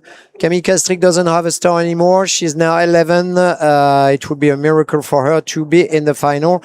Naya Pinterich is still waiting. The cut is 6.75. And still a star on Nora Lopez. Now Elena Micozzi, Flavio's sister from Italia, inspired by her wonderful brother who made such a big race at the senior world championship. So Elena Micozzi is a bit stuck here in the stopper, but she's still in the cut, and it seems that there won't be any problem. We will have to focus on gate 12 and 17. Gate 12 has been down, and really correctly. Micozzi family is half French, you know, because Flavio is with Dorian. Is Dorian Delassier's husband. So we can say that they are French. We can adopt them. Yeah. So let's go Italy. That would be the first one for Italy in the final. We have two from Czechia, two from France, one from Germany, and one from Slovakia, one from Spain, and one from Poland in the final right now. Slovenian Naya Pinteric is waiting. On the third place, just before Nora Lopez. Naya will still have to wait. For Camille Castric, yes. It's harder and harder, and now Camille Castric would be the last qualified if there are already big mistakes. But the one we will see now, Paulina Piro from Germany, is a strong girl. Wir haben Paulina Piro aus Deutschland. Ich sehe zwei Fehler, einen in die zweiten Türen, einen in die vierten Türen auch. Oh, what does she do? In Kajak, Entschuldigung, in Krakau. Aber dann, das ist ein bisschen kompliziert für das Beginnen auf seinen Race. This is a drama for her because when you touch two gates, in the first gates like this, you want to take a lot of risks then, and she's touching gate 9. 6 seconds of penalties. She will have to find the fastest way to make the rest of the course, and then take a lot of risks means that maybe you can get out of your run. Paulina Piro is someone. She's very strong, and she was fourth at the World Championship, and now we're waiting for the split on gate 17. Das ist langsam die zweiten Split von 7 Sekunden und eine Rolle auch in das Feld. Wow, Paulina. Das ist sehr, sehr schwer für Paulina Piro. Eine und die beste Kanu-Paddler und Kajak-Paddler auch. Die Weltmeisterin in Kajak ist, ich denke, out. Die Finale für das Moment sehr, sehr kompliziert für das Ende. Ja, Paulina Piro nicht eine gute Finale auch in Kajak. Die hard for the Mannschaft here. We have Paulina surely out of the final. There is a 50 on gate 21. She would be so disappointed. She gives the place to Naya Pinteric from Slovenia. And the next one to wait will be Amelie Plochmann, but there are only two competitors to go. Eine große Strafe für Paulina Piro von 50 Sekunden in die 21. Toren. Und dann we have the last paddlers of the C1 categories under 23 in the women. This is Malen Gutierrez and then Taisia Pospelova. Not the last one, sorry. The last one is yes, Taya Pospelova. So Malen Gutierrez. Once again, I totally apologize for my wonderful pronunciation. Malen was 7th at the World Championship. We know she can do it. She would be the second competitor for Spain to enter the final, to qualify for the final. Germany is waiting for her second place. France, Camille Castric, is waiting for, let's say, two big mistakes, and that would be really surprising. And I'm not sure we won this because we don't wish the other competitors to miss the gates. We want to see a great show here. So gate 18, she's done just down by 176. Gate 21 will be the judge. She does it. A spin. It will be really a secure and safe way to do this. I think She it's will be in okay. the final. The She will be- final, and yeah, it's a bad news for Camille Castric, the French. Yeah, it Is, means that she's Camille out is of out. the final. It's the 13th place, a bad place. Yeah. But we have another concurrent, another athlete on the final. This is a bad. This is a long. Sorry for Amélie Plochman for that moment. And then we are with Taisia Popselova from the natural athlete. Oh, two mistakes on the two first gates for the moment. So 4 seconds of penalties. This is a bad entries. Bad entrance. Will Pospelova give the first qualification for Neutron Nation? It's hard the beginning. There are already 6 penalties. Now it's equal to Amélie Plochman, sorry, from Germany, who is waiting for a place in the final. That would be really sad for Camille Castric, the first non-qualified. Another touch. It seems that Pospelova is not doing a good race, and she will have to push really hard at the end if she wants to be under the cut. The cut is the time of Amélie Plochman. 8 seconds, 09. I think there are some people behind the screens that are crying, yelling, and crossing all the fingers, including the one of the feet, for Germany. And we wait. She is under the cut. That will be a drama at the end of this race. Whoa, that's fast on gate 22. No touches so far on gate 21.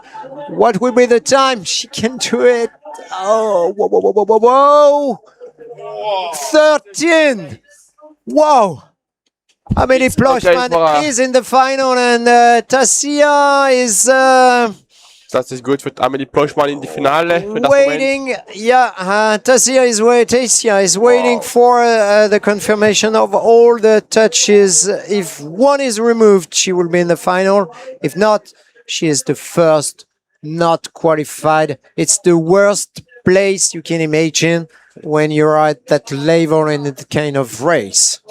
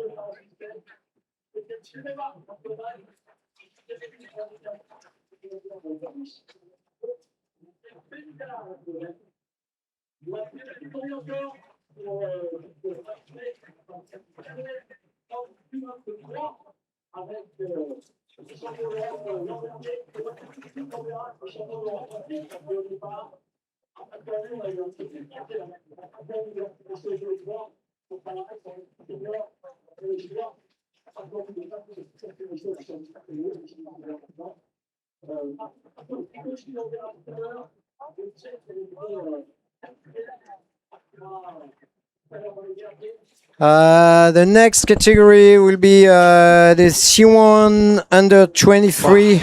There are some competitors I know well in this category, as they are my sons.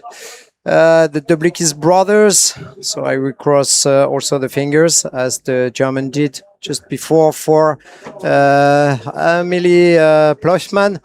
Still in the cut and still in the 12. Seems to be, it's not official because we are waiting for the other team to claim maybe, but as long as we know there is no stars on what we see, so no review by now. And so there are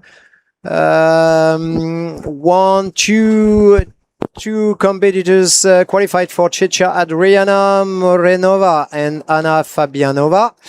For France, Zoé Laurent and Lena Kemere are both qualified. For Spain, Nora Lopez and Malin Gutierrez. So two competitors for Spain. Italy has one representation in the final. Elena Mikotzi is in the final.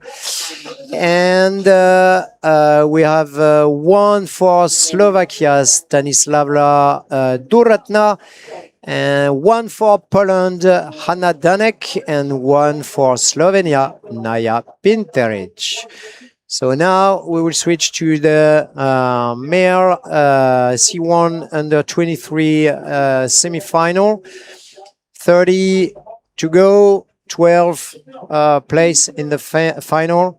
We have some of the best paddlers in the world. When I watch the list, I see for Italy, Martino Barson. Martino was world champion in the junior category in 2023. So Martino Barson, you will recognize him with his orange helmet. We'll try to make something. We have then Eloane Dubliki. He is the European champion, was the first last year in Solcan. We'll have also Martin Kratoshvili and Adam Kral, both from Czechia. Martin Kratoshvili, the brother of Lucas Kratoshvili, who was vice world champion in the senior team. Then Tsigelin Ochevar. Do we have to present this guy? He was a European champion in the senior category at the age of 17. And we'll have the last to go, Mewen Dubliki. Mewen Dubliki is the world champion this year. So strong category, and we are waiting the reference time that we have, but we are sure that it will be less than this time. Reference time was, the best time was Jules Latimier, had a 50, but it was in 87 seconds 48, or Leo Ilmer 85. Oh, it's the best time, sorry. 85.65 for Leo Ilmer as the foreigners. So we are now with Igor Puchel from Poland. And that's an incredible direct option on the 17, 18s. Very speed, but the time is very slowly. 96 for me. For the final is out. It's at the final. It's no complicated. Nothing impossible to go in the final. Yeah, with the times that are around 85, it won't be. He won't be in the final. We know it now. And we have Serhiy Sovko for Ukraine, and then Nikita Konovchenko also for Ukraine. So those two will be from the same country, and we try to get a place in the final.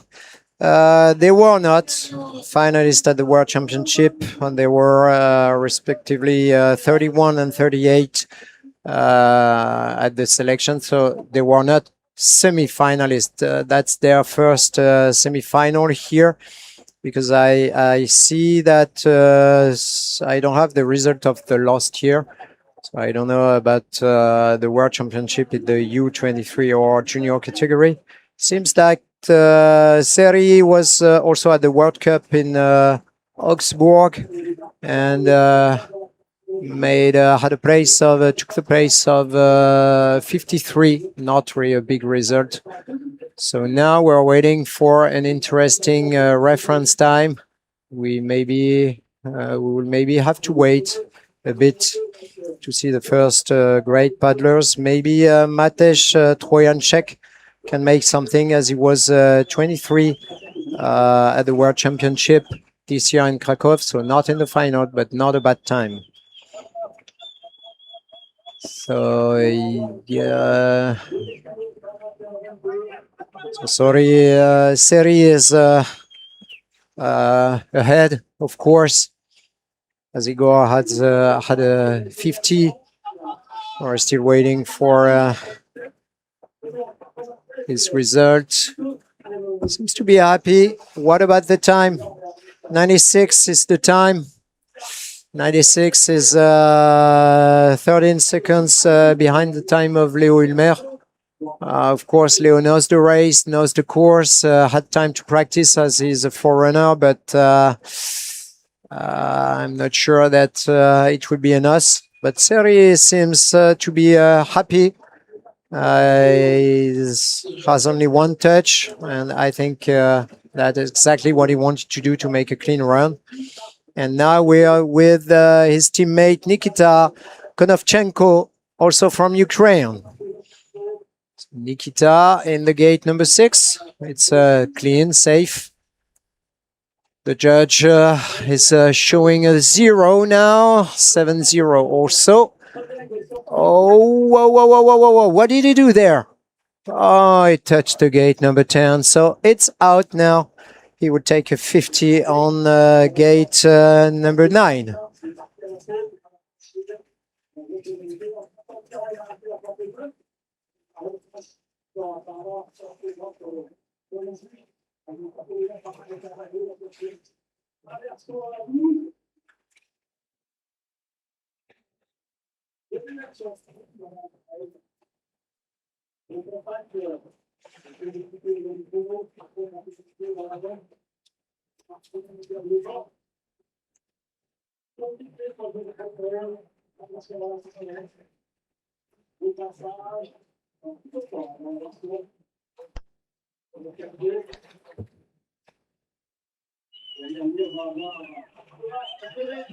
So sorry for the rest. We were just having to deal with something, but we know that Konopchenko right now is trying to cross the finish line, but he knows that there is a 50 and he won't do it. So not the best race, and the ranking is always with Seri Sofko, leader of the category. And we have now a French speaker for the second speaker because my teammate died.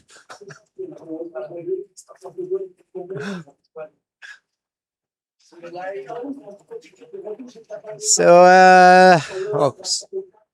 Matej Trojanček from Slovenia, already 2 penalties. And you remember that the time to beat is 98, but there is a time of 85 for Leo Ulmer in the forerunners. So we're sure that this time will be beaten so far.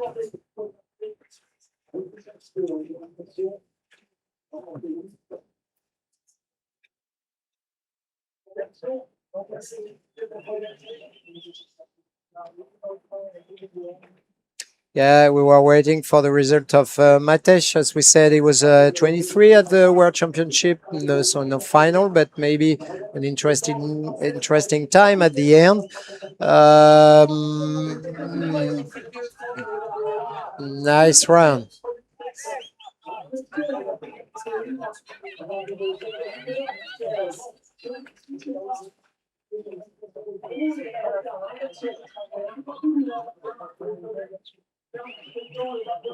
Yeah, he doesn't keep the boat in the right line so far. Here it's a bit hard at the end.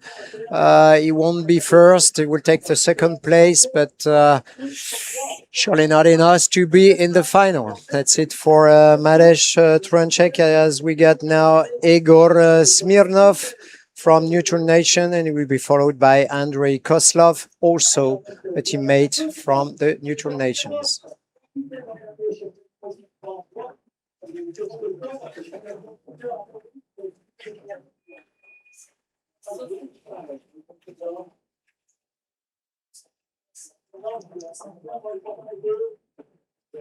So Igor Smirnov lose a bit of time in the switch that we've seen before the gate number 3. It was like he was looking for the paddle, and now it's a clean run so far.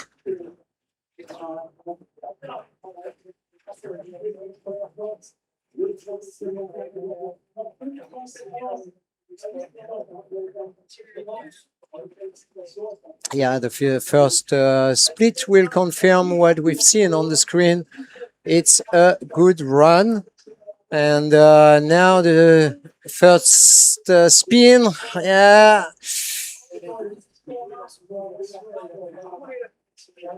Yeah, not very fast, but anyway efficient. He did it, and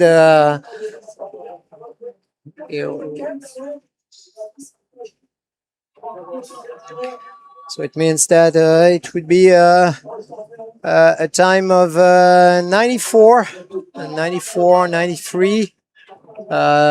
Still far from the time of Leo Ulmer, but we are waiting for the end. And here is a spin. Oh, wow, wow, wow, wow.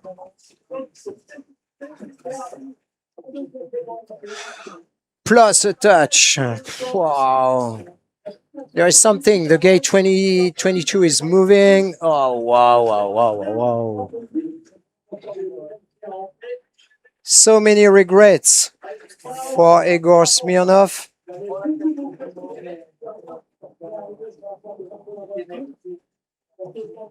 He was under 90 before the gate 22 and before missing this gate. And what a mistake, a big mistake. There is still a star on his name. We are waiting for the judge decision, as Andrei Koslov is on the run now.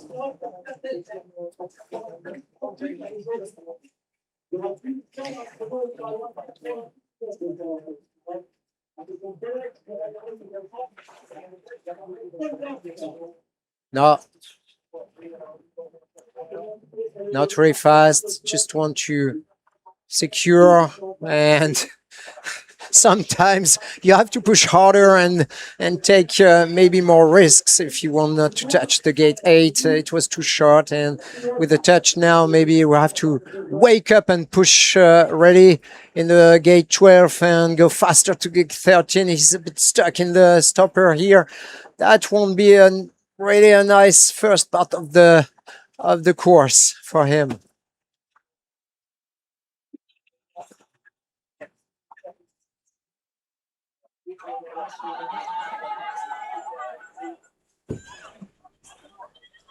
Yeah, those gates are really clean. 17 and 18, they were really fast this time, so maybe he can make something at the end.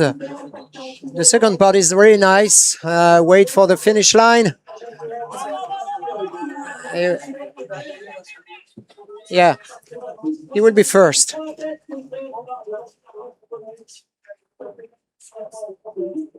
The beginning was not good. We've seen it on the screen, but Andrei Koslov is now the new leader with a time of 90 plus 2 seconds of penalty. It's far from the time of Leo Ulmer, the foreigner, who was in 85, but we will see the result of the rest of the category. Only 6 competitors already started.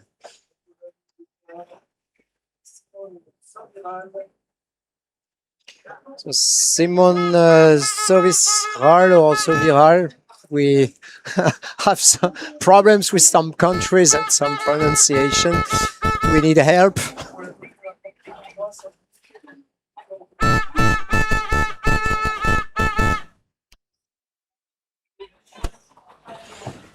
Yeah.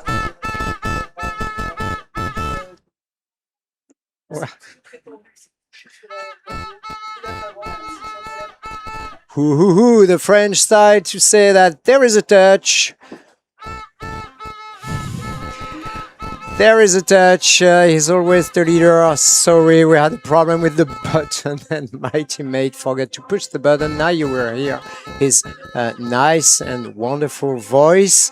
We're with Christophe Després. Maybe some of you, they know him. He was really a star in the C1 category and is a specialist and knows everything, but not really good in English. He doesn't want to speak in English. Maybe we will force him, but he will make all the analysis, interesting analysis in French. And maybe we'll have a new leader. It seems that everything is clear so far, except the gate number 3, 2 seconds of penalty. He can do this, and that would be the first time under 19. No, 27. Voilà, bonjour à tous. C'est le jeune Simon Zoviral qui prend la pole position. Voilà. Time of 88.27, but penalty. Still 3 seconds behind the time of Léo Hilmer. So still room for other people. The second one is down by 2 seconds, 46. This will be hard for Andrei Koslov to be in the final, as there are only 7 competitors already at the finish line. And now we're with Alex Segura from Spain. Alex Segura is good, no? Oui, l'Espagnol Alex Segura qui avait terminé 3e au championnat du monde à Foix en catégorie junior. Attention, c'est un client aussi sérieux. Alex Segura, Yeah. il navigue très très bien. Voilà, un switch juste dans la porte. Il est en avance de 2 secondes 27 sur le premier temps intermédiaire. La première inversion préparée par l'amont, c'est super bien réalisé. Il sort un petit peu de la vague et ne peut pas utiliser le boost qui accélère son bateau pour la porte 13, mais il reste dans la trace. So not very fast between 12 and 13 for Alex Segura, but anyway, he's the leader. As we can see, there is no big mistake, no touches so far, no penalty. So he's really safe. Alex Segura was third bronze medalist in Foix, the World Championship. Grosse sortie de route là, grosse sortie de route. Oh là là là là là. 50 now. 50 de pénalité pour Alex Segura sur la porte 22. Il s'est couché sur l'arrière du bateau, mais malheureusement la tête ne passe pas entièrement dans la porte. Lui qui participe au circuit de Coupe du Monde, il y a beaucoup de déceptions sur cette dernière porte. Très énervé. Oh yeah, Alex Segura. On est déçu pour lui. Il avait tout donné. Il avait beaucoup d'avance. Une erreur. Yeah, and now it's time Une erreur fatale sur le bas. It's time to let all your angriness out of your body. He was so stressed, and poor Alex is out of the game. And the next one is the first British paddler, William Meyer. Allez, c'est parti pour l'anglais qui part très très fort sur le haut du parcours. Voilà, il coupe vraiment la trajectoire au niveau de la remontée 6. C'est bien ce qu'il réalise. Il reste tout à l'intérieur de la courbe, ce qui lui permet vraiment de relancer son bateau. So William Meyer il a 3 secondes 67 d'avance. So William Meyer, he was 43 at the World Championship. He didn't make it to the semi-final, and he is ahead. But we know that Simon Sorisrar from Poland, the actual leader, he had a touch on gate number 3. Une touche sur la porte 13 avec le haut, la main supérieure. It means that now we can compare the times. Il pouvait se le permettre, il garde encore 1 seconde 68. Une nouvelle touche et il choisit la figure en marche avant. C'est osé, mais ça peut payer. Another pour touch. Le moment, c'est très bien réalisé là pour William Meyer, l'anglais. This will be a nice time, but with 4 seconds of penalties and considering the incredible level of all those paddlers in the C1 category, it will be maybe Ouais. hard to be in the final. Ah, il s'est appliqué sur son dernier stop pour réaliser un temps de référence. 3e place, 93-88 pour William Meyer. La course est encore longue. Yeah. On est au 9e passage. Il en reste 21 derrière lui. So third place for William Mayer, down by 3 seconds 61. He doesn't have his destiny in his hands now, and has to wait for the result of all the other competitors. The first one to be qualified will be in 9 bibs now, and the first to run is Mustafa Parlak from Turkey. Allez, Mustafa Parlak de Turquie, voilà, qui vient s'appuyer sur le rouleau en restant sur son bordé, sortie intérieure, voilà, qui conduit sa trajectoire. Aïe, aïe, aïe, il touche la porte 7, mais il a quand même 33 centièmes d'avance. So it's a nice time for Mustafa, as Simon Zowisrar from Poland had also a touch in the first part of the race. Ça c'est difficile ce qu'il réalise là, c'est très difficile. Really hard trick, hein? Une inversion en restant sur le débordé là, il a appuyé main gauche et ensuite passage en débordé, c'est extrêmement difficile à faire. Yeah, it seems that he is a pure lefty and doesn't want to switch, so it was really hard for him to make such a move in the gate 12. He did it, but lose a bit of time, and now he's in gate 18 and behind. Là, on sent qu'il a une formation de canoëiste, hein, puisque maintenant les compétiteurs ont tendance à doubler les catégories canoë et kayak et maîtrisent vraiment les changements de bordée. Là, lui reste sur son bordé gauche du début à la fin. Yeah, ce qui rend un petit peu plus compliqué la tâche sur ce genre de parcours. 95-72 plus dont 2 points de pénalité. So as Christophe said, yeah, we usually see the new generation switching now because they are more confident with it and they know how to use the paddle on both sides. That's really rare to see such a young paddler paddling only on one side. We will see that Martino Barson is also not switching for what I know now, and it's sometimes you see it more on the senior category where the paddlers they learn not to switch, and for example the Olympic champion Nicolas Gestin is a pure lefty. Now McDonald for Great Britain on the course. Allez, ça se passe bien pour McDonald sur le haut du parcours. Il est un petit peu en retard. Ah non, 2 secondes 02 d'avance. Il a bien relevé le bateau pour aller loin dans le stop 9. Yeah. Beau décalé 10-11. Allez. Seems that he's really a strong man and has the muscles you need to push the boat harder than other competitors here. The line is not perfect, but there is a lot of energy in this run. Ah, il met beaucoup d'énergie dans ses coups de pagaie, de gros appuis pour compenser un petit peu des erreurs. Ah, en avant, encore un Anglais qui choisit la figure en marche avant. Magnifique.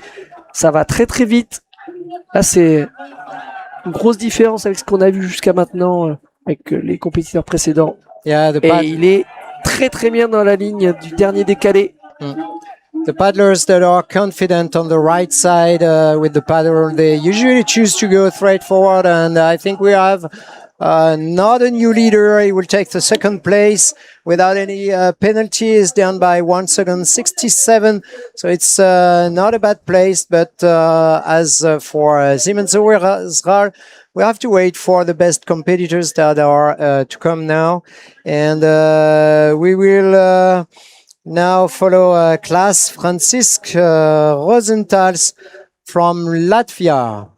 Allez, le laiton au départ, ça part fort. Beaucoup d'engagement. Aïe, aïe, aïe, il y a un premier contact avec la porte 1.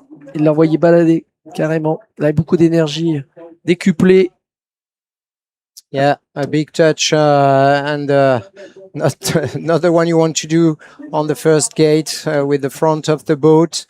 We know that kind of touch is really surprising, and then it's hard to focus after such a touch on gate number 1. There is a second one on gate 7, and then you want to take risks, you want to go faster, and sometimes you make mistakes. Beaucoup d'engagement dans cette demi-finale pour le laiton. Rosenthal, voilà, il va falloir calmer un petit peu les chevaux et chercher à être précis pour pas de nouveau perdre précision. Voilà le switch pour préparer la deuxième inversion, double switch. Il a 3 secondes 63 de retard. Allez, ça se passe bien sur l'inversion, c'est bien réalisé.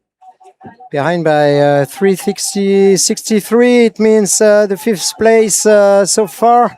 We'll have to push harder if we want to make something and get a chance to go in the final. I'm not sure that we will see Latvia in the final. It will be very hard. Here the line was really bad between gate 20 and 21. It loses a lot of time. And yeah, it will be really behind. 7e place pour 7th place. le jeune Rosenthal. Ouais, It should be really surprising to be in the final. Il peut nourrir quelques regrets. Il était bien parti, peut-être un peu trop engagé. Et puis des petites erreurs sur la partie basse. On a vu son bateau faire l'essuie-glace droite-gauche, droite-gauche.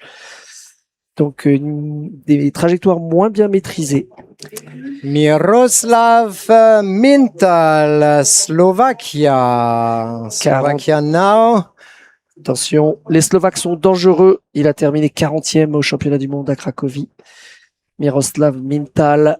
So 40 at the World Championships. It is a switch technique invented by Zigelin Archever that we now see more and more.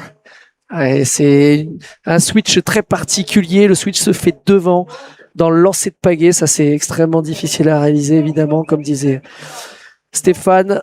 3 secondes 77 d'avance. Visiblement, c'est efficace, ça paye. A fast run so far. There is no penalty. Simon Sorel, the leader, had a 1 penalty, so he's now ahead for 177, just considering the time and not the penalties. As long as it is clean, he could take the lead. Ah, il maîtrise bien le changement de bordée. 3 secondes 42 d'avance pour le Slovaque. Il choisit la figure en marche avant. Et ça fonctionne magnifiquement pour lui. Il arrive très très haut de la vitesse. Quiet between 17 and 18, so quiet. Il est bien dangereux. Attention sur cette partie. Ah, une réchappe en inversion. Je pense pas que c'était prévu. No, it seems that he wanted to go straight away. Oh là là là là là là là. What a problem! Oh là là, gros déséquilibre. Oh, what will be the judge decision, because he was under the water as he was in the gate 23, and the judge decided to put a 2 seconds penalty. But was it under the water? What is the rule? I don't remember. I think it could be a 50. We're waiting. There will be a review. Il arrive à prendre la 5e place malgré tout, avec cette grosse erreur sur la dernière porte. And there is a star. There is a star on Miroslav Mintal. Ah là là là là, il avait vraiment le best time. Maybe you can see those little white cameras that are ready on each upstream gate, and they are here to help the video judge to see if the head and the competitor is in the gate. So they will use it now. We don't see it at the screen. We already know what happened there. We have to wait now for the judge decision. And Maciej Bartos, le Polonais, grand gabarit, mais toute petite pagaie. Lui, il travaille vraiment avec une main supérieure très basse. 1,39 d'avance avec un 2 points de pénalité. Là, on a un client aussi sérieux pour la qualification. Allez, l'inversion, il reste sur son débordé. Oh là, c'est osé. C'est osé, il est venu trop déraper vers l'extérieur. Là, il est complètement bloqué contre le rocher. Ah là là là là, qui part à la faute. Esquimotage, il touche la 14, donc c'est 52 pénalités à la 13. So we see how hard it is when you don't want to switch on gate 12. If you're a lefty, then the solution is really hard. You have to push on the left or to maintain on the right, and it's really difficult. It's better if you're a righty and if you can paddle on the right, or you have to choose then to make to go straight forward. And that's finished now for the Polish message Bartos. We were waiting for the decision. Voilà. Massège Bartos qui salue ses homologues à la caméra. Bravo Massège d'être allé au bout. C'était très difficile pour les bordées gauche cette figure. C'est vrai que sans switch, c'est compliqué de repartir sur l'inversion. Ouais, yeah. We were waiting for Miroslav Mintal and the judge decision. Now it's clean. Only one touch and the fifth position is confirmed. Doesn't mean that it would be easy to be in the final. And we have some doubt about it. But Simmons, so Israel, still leader in 90-27. Waiting for the first to beat this time. David Stefan de Slovaquia, 11e au championnat du monde à Cracovie. Allez, il est en demi-finale. Rentrer en finale lui permettrait de confirmer sa bonne forme. 3 secondes d'avance. C'est très tendu au niveau de la porte 8. Il sort très très court sur le débordé. Ça passe bien. Enchaînement 9-10. Allez, l'inversion. It's all clean so far for David Staffen, Slovakian. Where is the other one? It was Miroslav Mintal.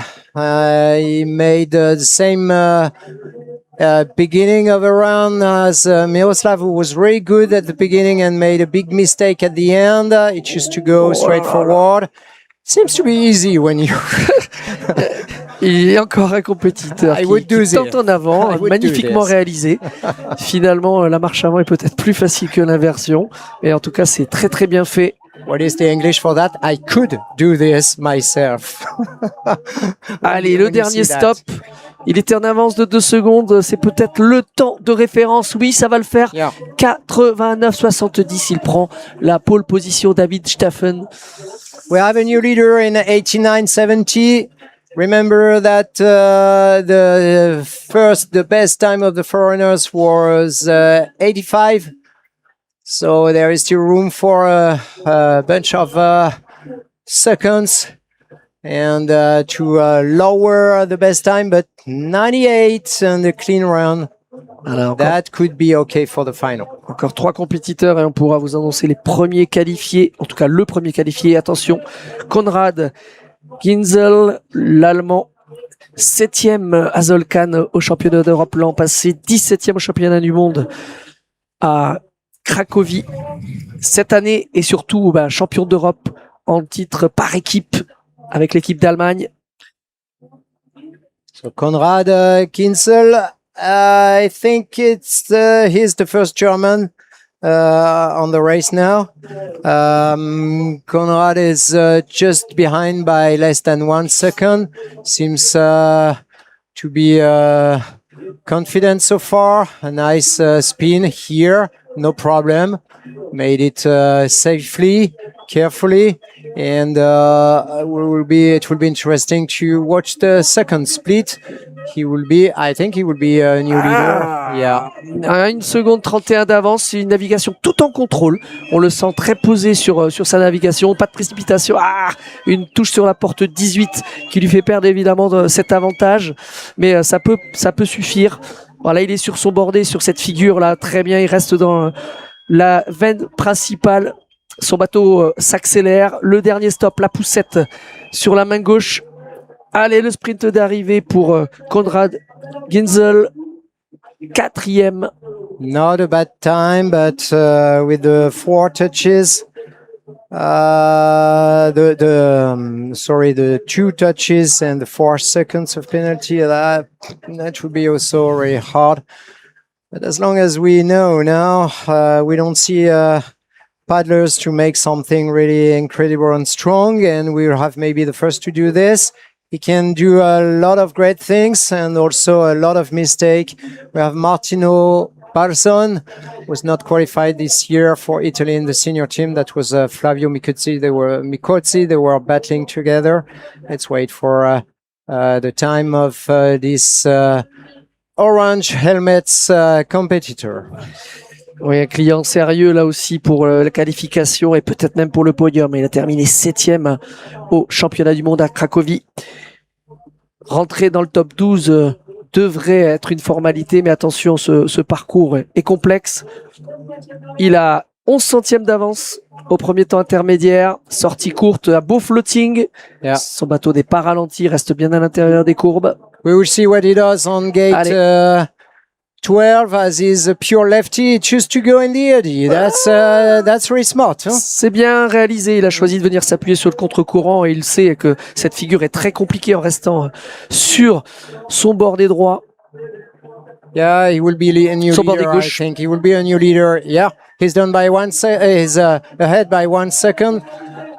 We have a new leader. This is really clean so far. Seem really confident. He does the job. He knows that he can do this. I think he will be happy at the end. Just waiting for gate 21. No mistake. Yeah, he knows how to do. He got a lot of experience. Belle navigation là pour Barzone qui réalise vraiment un parcours sans faute. Le chrono de référence 87-71 et il prend la pole position logiquement. Yeah, Voilà. one good time, 87. And the second one, David Staffen, is almost 2 seconds behind Martino Barzon. There is a star. They are trying to confirm something. Maybe there is a question mark somewhere on the judgment, but so far he's the leader and he will be in the final as we have only one left to go and the first will be qualified. Allez, Samuel Krajci, le Slovaque, 15e au championnat du monde sur le haut du parcours. Allez, ça part fort. Voilà, c'est un sans faute sur les 4 premières portes. Une belle dépose. Aïe, aïe, aïe, la pointe avant qui vient heurter le piqué intérieur de la porte 6. Il relance, il sait qu'il a fait une erreur. Les secondes sont comptées. Très bon temps intermédiaire. 2 secondes 07 de retard avec sa touche, évidemment. Donc, il est au contact. Allez, recadrage 10-11. Il est sur le bon bordé pour l'inversion. Magnifique balayage. Ça repart très, très vite. Ah, il est à l'aise. Samuel, ça va vite à l'école slovaque. Alors, va-t-il faire cette figure en marche avant? Il est du bon bordé. Eh oui, il choisit de faire en marche avant, magnifiquement équilibré. Il sort un tout petit peu de la vague, mais il garde l'ascenseur. Ah, sortie un peu longue, une faute sur la 19.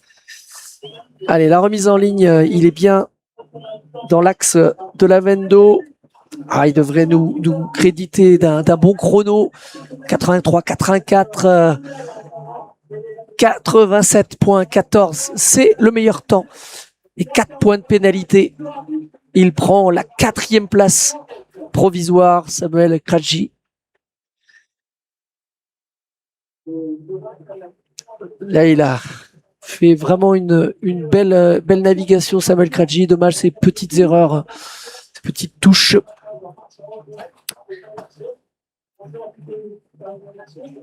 Allez, Patrick Kuchnek, le Suisse, 22e des championnats du monde à Cracovie. Voilà, bien au milieu des portes. Changement de bordée entre la 2 et la 3 pour redonner la vitesse au bateau. Stop main gauche, bien réalisé, bien bon essuie-glace. Ah, il choisit de s'appuyer sur le rouleau pour franchir la porte 6. Il n'a pas coupé la trajectoire, donc un tout petit peu plus long. Là, il contourne bien pour préparer 7-8, le switch. Allez, il a 0, il a 88 centièmes de retard, moins d'une seconde. Il est dans le game là.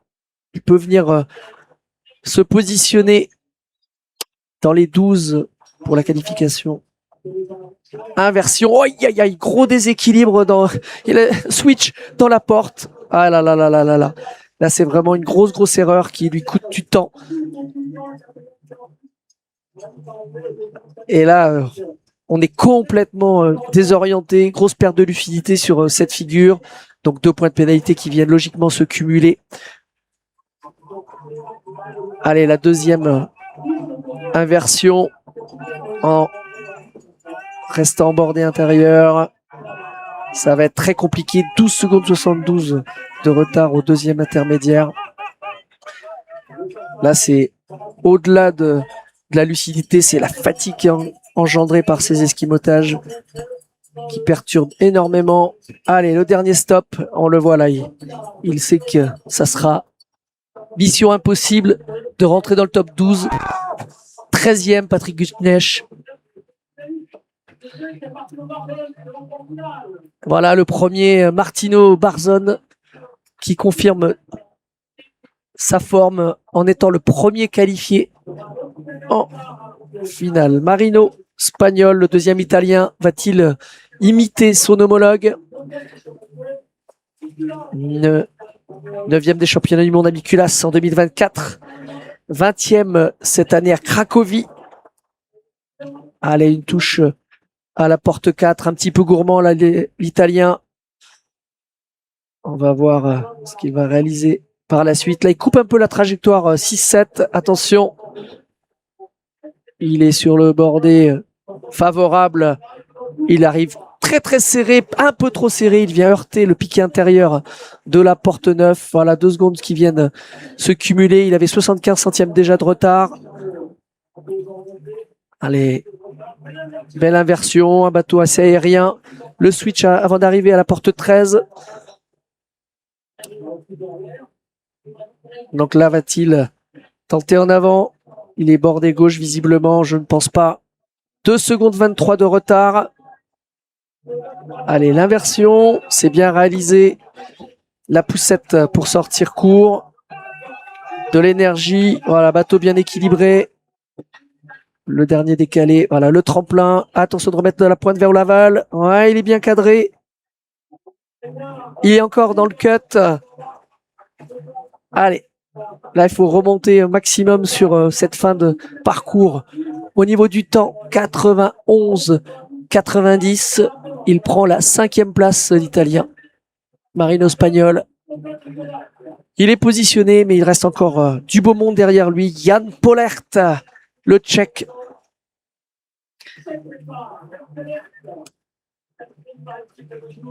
Quatrième par équipe.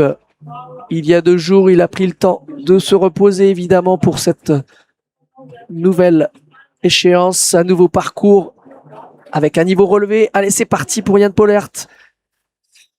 Magnifique départ sur les 2 premières portes. Il reste bien bordé. Voilà, pas de changement. Pas de switch. Il reste sur son débordé à la classique. Ça navigue bien. Oh, il coupe bien la trajectoire au niveau du stop 6. C'est efficace. C'est bien au-dessus de l'eau. Allez, il est bien sur l'intérieur. Sur le débordé. Oh, c'est de la super navigation que nous propose le Tchèque Pollert. 1,42 d'avance sur le temps de référence.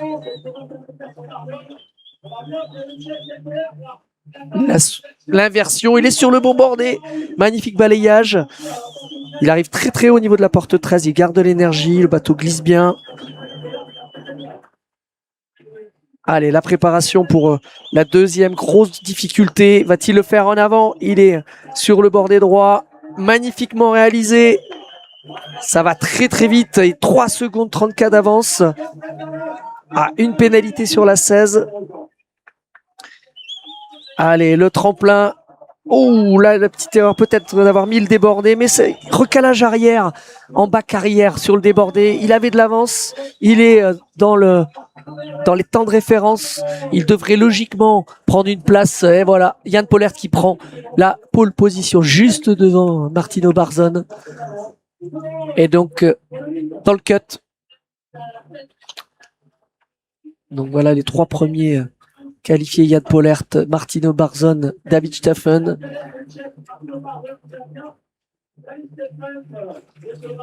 Et attention au départ, le premier français, Elouan de Blicky, champion du monde, champion d'Europe en titre, vice-champion d'Europe par équipe. C'est parti, champion d'Europe en titre, qui remet évidemment son titre en jeu, mais dans une autre catégorie. Allez, ça part très très fort pour Elwan. Ça doit vibrer du côté de la Bretagne.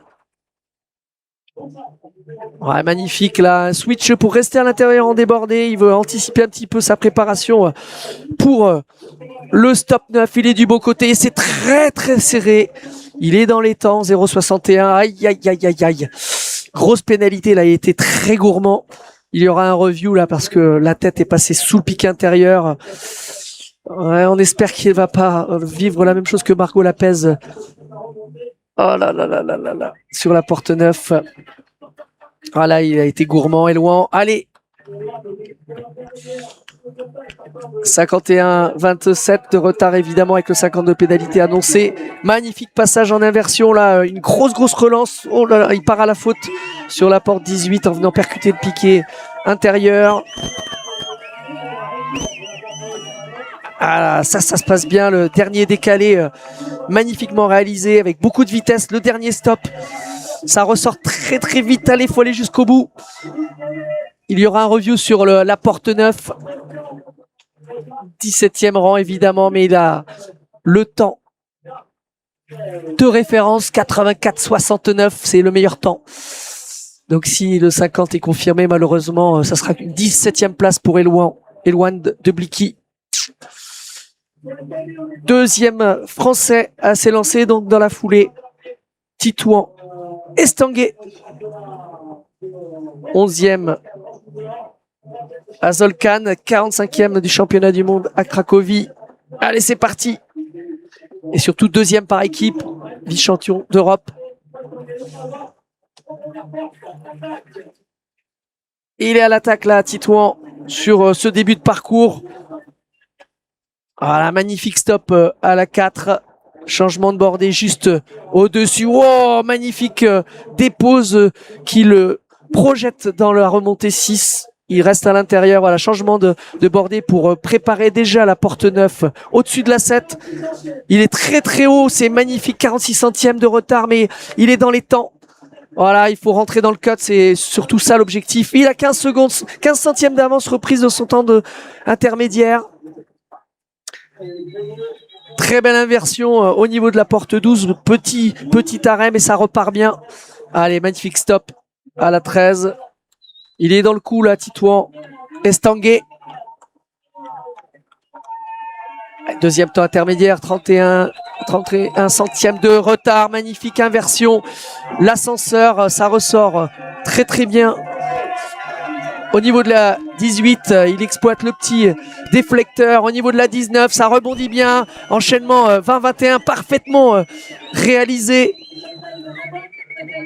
Là, le style de navigation se rapproche beaucoup de son papa. Allez, Titouan, ça va matcher. Il va prendre la pole position. Titouan Estanguet, 85-11 à 0 point de pénalité. C'est la première place devant Elwan de Blicky.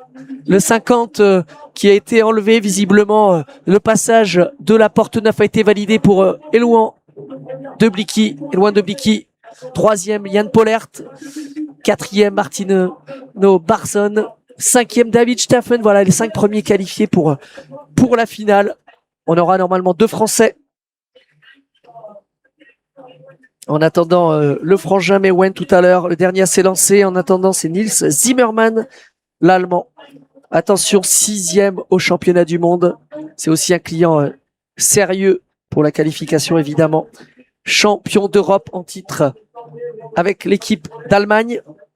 Voilà, ça se passe bien sur le haut du parcours pour Nils Zimmermann. Voilà, qui vraiment contrôle ses trajectoires, laisse un peu vivre son bateau au gré du courant. Peu de propulsion, mais c'est efficace. Voilà, de la passer dans l'eau, des appuis. Et il exploite avec beaucoup de tonicité. Il a 67 centièmes de retard. Il tend la trajectoire pour préparer l'inversion. Voilà, c'est posé Nils Zimmermann comme navigation. Rien d'extraordinaire, mais ça avance. Voilà, il passe beaucoup de temps. La pagaie dans l'eau. 35 centièmes de retard. Il a refait un petit peu son retard. Aïe, aïe, aïe, une pénalité sur la porte 17 pour l'Allemand, ce qui sera peut-être sans conséquence. On va attendre évidemment la fin du parcours On a vu tout à l'heure son homologue se louper complètement sur la dernière partie. Oui, aïe, aïe, aïe, aïe, c'est très très chaud. Et oui, je crois que c'est la grosse pénalité sur la porte 21. Il a laissé vivre un petit peu trop son bateau. Il aurait dû pousser un petit peu plus entre la 20 et la 21 pour avoir suffisamment de vitesse. Il y aura un review évidemment sur la porte 21. Un bon chrono pour l'Allemand. Malheureusement, la grosse pénalité sur la 21 le relègue à la 19e place. Et on ne le reverra sans doute pas en finale.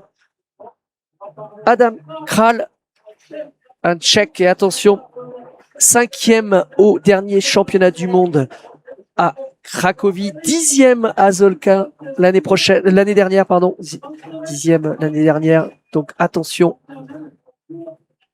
le Tchèque a faim de podium évidemment, 4e par équipe.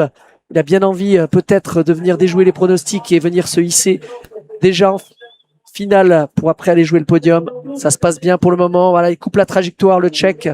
Kral, on va surveiller son premier temps intermédiaire. En tout cas, il est à 0 sur la première portion du parcours. Un gros temps sur cette première portion. Il a 47 centièmes d'avance. Il reste sur le débordé au niveau de la porte 9. Voilà, sortie courte, bien maîtrisée sur l'intérieur en débordé. C'est bien ce qui fait le Tchèque. Là, il est sur le bon bordé pour l'inversion. Il va venir s'appuyer sur le déflecteur. Belle traversée. Aïe, aïe, aïe. Malheureusement, une touche sur la porte 13 avec la pointe avant. Allez, ça peut suffire. Une belle navigation. Beaucoup de temps aussi passé dans l'eau. 97 centièmes de retard. Donc, ça veut dire qu'il est plus rapide avec son 2 points de pénalité. Et une reprise assez serrée au niveau de la 19. Un petit peu bloqué dans le rouleau, mais c'est sans conséquence. Allez, ce passage délicat, il est bien cadré sur la 21. Il reste bien en ligne. Là, il va pouvoir franchir la dernière difficulté avec cette dernière remontée. Le sprint d'arrivée. Là, il devrait logiquement se positionner en 5e position, Adam Kral, et qui rentre dans le cut avec 2 points de pénalité, 87-72. Le Tchèque qui se qualifie donc pour la finale. Allez, Martin Kratochvil, le dernier Tchèque à s'élancer.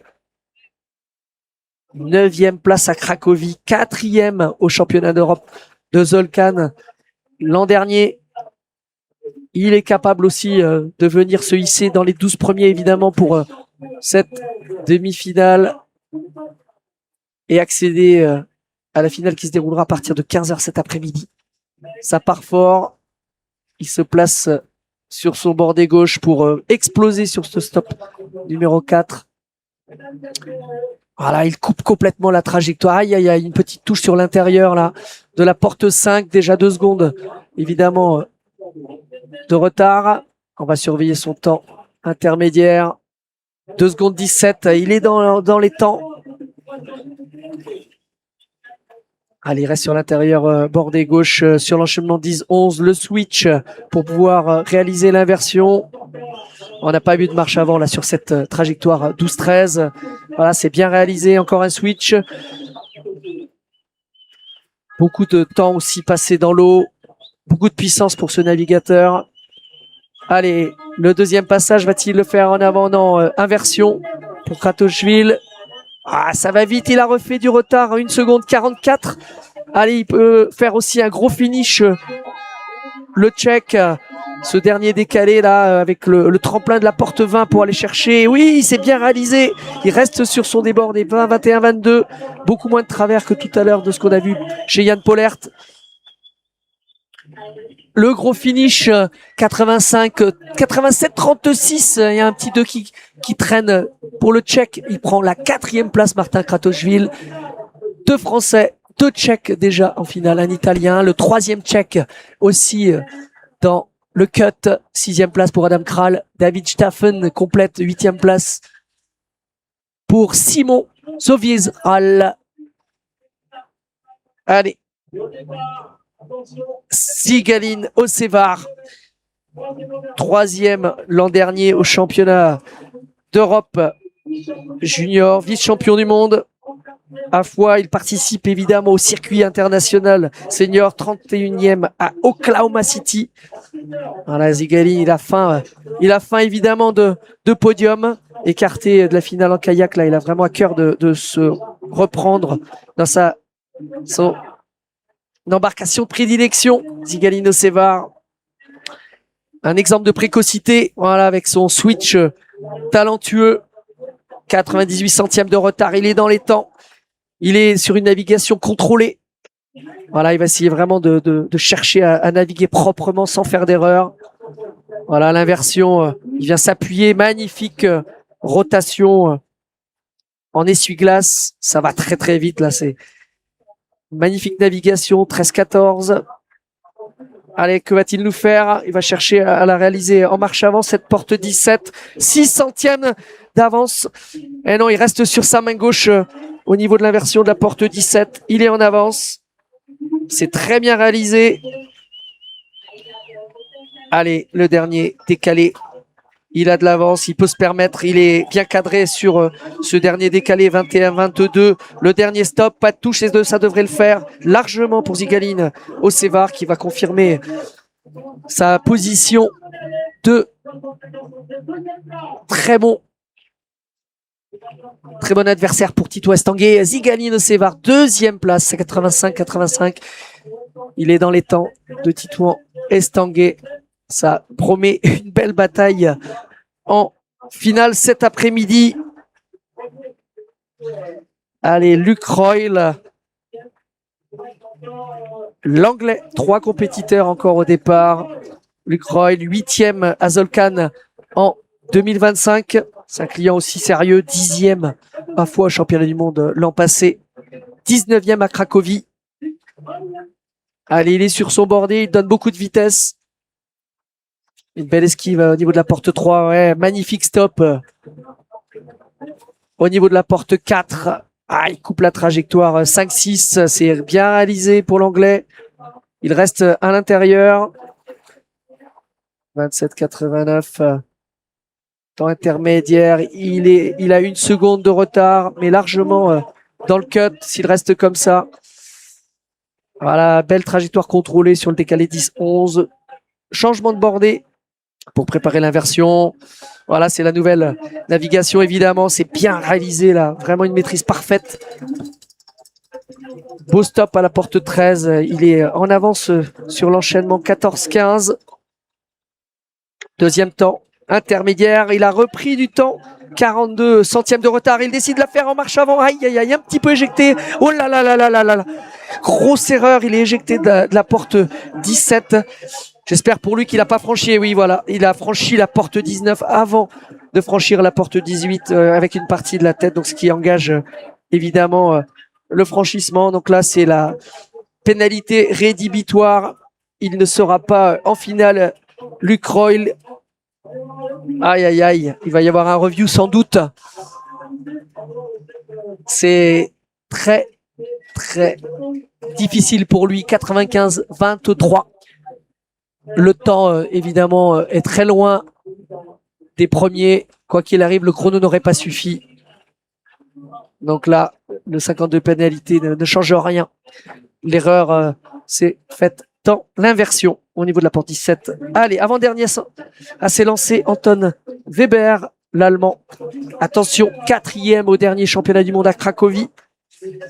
Il est bien parti aussi pour venir se positionner dans cette demi-finale et accéder aux 12 places synonymes de finale cet après-midi. Voilà, gros stop. Hein.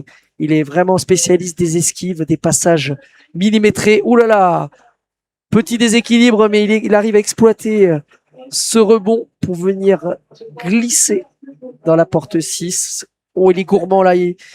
Grosse esquive à l'intérieur du courant au niveau de la porte 7. Il arrive très très haut au niveau de la porte 8. Il a 1 seconde 87 de retard. Je pense qu'il a allongé un petit peu les trajectoires involontairement. Allez, le switch pour préparer l'inversion au niveau de la porte 12. Voilà, ça se passe bien. Une belle relance sur la porte 13. Un beau stop, il garde de l'énergie. Allez, le décalé 14-15. On va voir son deuxième temps, s'il a repris un petit peu de temps, un tout petit peu de temps, 1,63. Aïe, aïe, aïe, aïe, aïe, grosse erreur aussi pour Anton Weber au niveau de la porte 17, mais sans conséquence. Il arrive à repartir dans le contre-courant pour franchir la porte 18 correctement. Le dernier décalé, il est bien dans le plan de porte. Voilà, 0 de pénalité. Allez, le dernier stop, là, il va falloir envoyer pour aller le plus vite possible vers la cellule d'arrivée. 87-88, il a 0 point de pénalité, ça peut le faire. 89-66, il prend la 8e place et rentre dans les 12 places qualificatives et malheureusement sort l'italien, dans l'anglais, Edouard McDonald. Et pour le moment, le Marino espagnol est en attente. Évidemment, en ballottage, il reste un compétiteur, le français Mewen de Blicky. Attention, champion du monde en titre. C'est parti pour Mewen. Et le doublé, peut-être pour Mewen, et en tout cas, ça passera par une case qualification. Là, il est en lice, Mewen. Voilà, très bien dans sa navigation, grosse impression. Et sur les qualifications, là, il nous fait une entrée fracassante sur le haut du parcours. Bien en maîtrise, c'est rapide. Il a 2 secondes d'avance, c'est monstrueux sur le haut du parcours, au premier temps intermédiaire. Là, il coupe vraiment la trajectoire 9-10. Il est bien à l'aise, bien dans son élément. Mewen, voilà, magnifique inversion, il a de l'avance, il peut relancer son bateau sur sa main droite, le switch, il repart. C'est vraiment une navigation propre, posée, rapide, il n'y a pas de prise de risque, c'est tout en maîtrise. Allez, l'inversion au niveau de la porte 17, magnifique balayage, il maîtrise super bien, 3 secondes d'avance, 3 secondes 26. Sortie courte, le petit déflecteur qui le relance pour aller vers la gauche de la Vendo. Orientation pour le dernier décalé, c'est magnifiquement réalisé. Il arrive même à redonner de l'élan sur son débordé. Ah là, c'est une grosse course qu'il nous fait là. Il va réaliser le meilleur temps, Mewen. Il va pouvoir se permettre de relâcher même l'arrivée. Alors il prend la pole position avec 2 secondes d'avance sur Titouan Estanguet. C'est une grosse manche que vient de réaliser Mewen de Blicky. Il prendra évidemment le départ en dernier cet après-midi, mais je pense que cette place lui va bien. Là, il a mis tout le monde d'accord. Mewen de Blicky qui remporte cette demi-finale devant Titouan Estanguet. 2 Français en tête. Zigaline Osevar en 3e position en embuscade et Elouane de Blicky 4e, 3 Français dans les 4 premiers. Et là, c'est un gros tigre groupé pour l'équipe de France dans cette manche de demi-finale. Yann Pollert, 5e position, le Tchèque. Ensuite, Martin Kratochvil, le Tchèque en 87-36, seulement 4 secondes d'écart entre le 6e et le premier. 7e place pour Martino Barzon, l'Italien, 87-71. 8e place pour Adam Kral, le Tchèque, 87-72. 9e place pour Anton Weber, l'Allemand, 89-66. 10e place pour David Steffen, le Slovaque, 89-70. Simon Zoviral, le 11e, le Polonais, 90-27. Et 12e place pour Samuel Krajcik, le Slovaque, 91-14. Donc, qui clôture cette 12e place de demi-finale. Voilà, magnifique course de demi-finale. On se retrouve donc cet après-midi à partir de 15h. Cette demi-finale des canoës monoplace U23 termine donc cette matinée. On vous donne rendez-vous cet après-midi pour le live. Merci à tous pour votre fidélité. Alors qu'on voit le sauveteur avec sa petite bouée licorne, Stéphane Cassin du Golbet Épinal Saint-Nabour, à cet après-midi. Bon appétit à tous.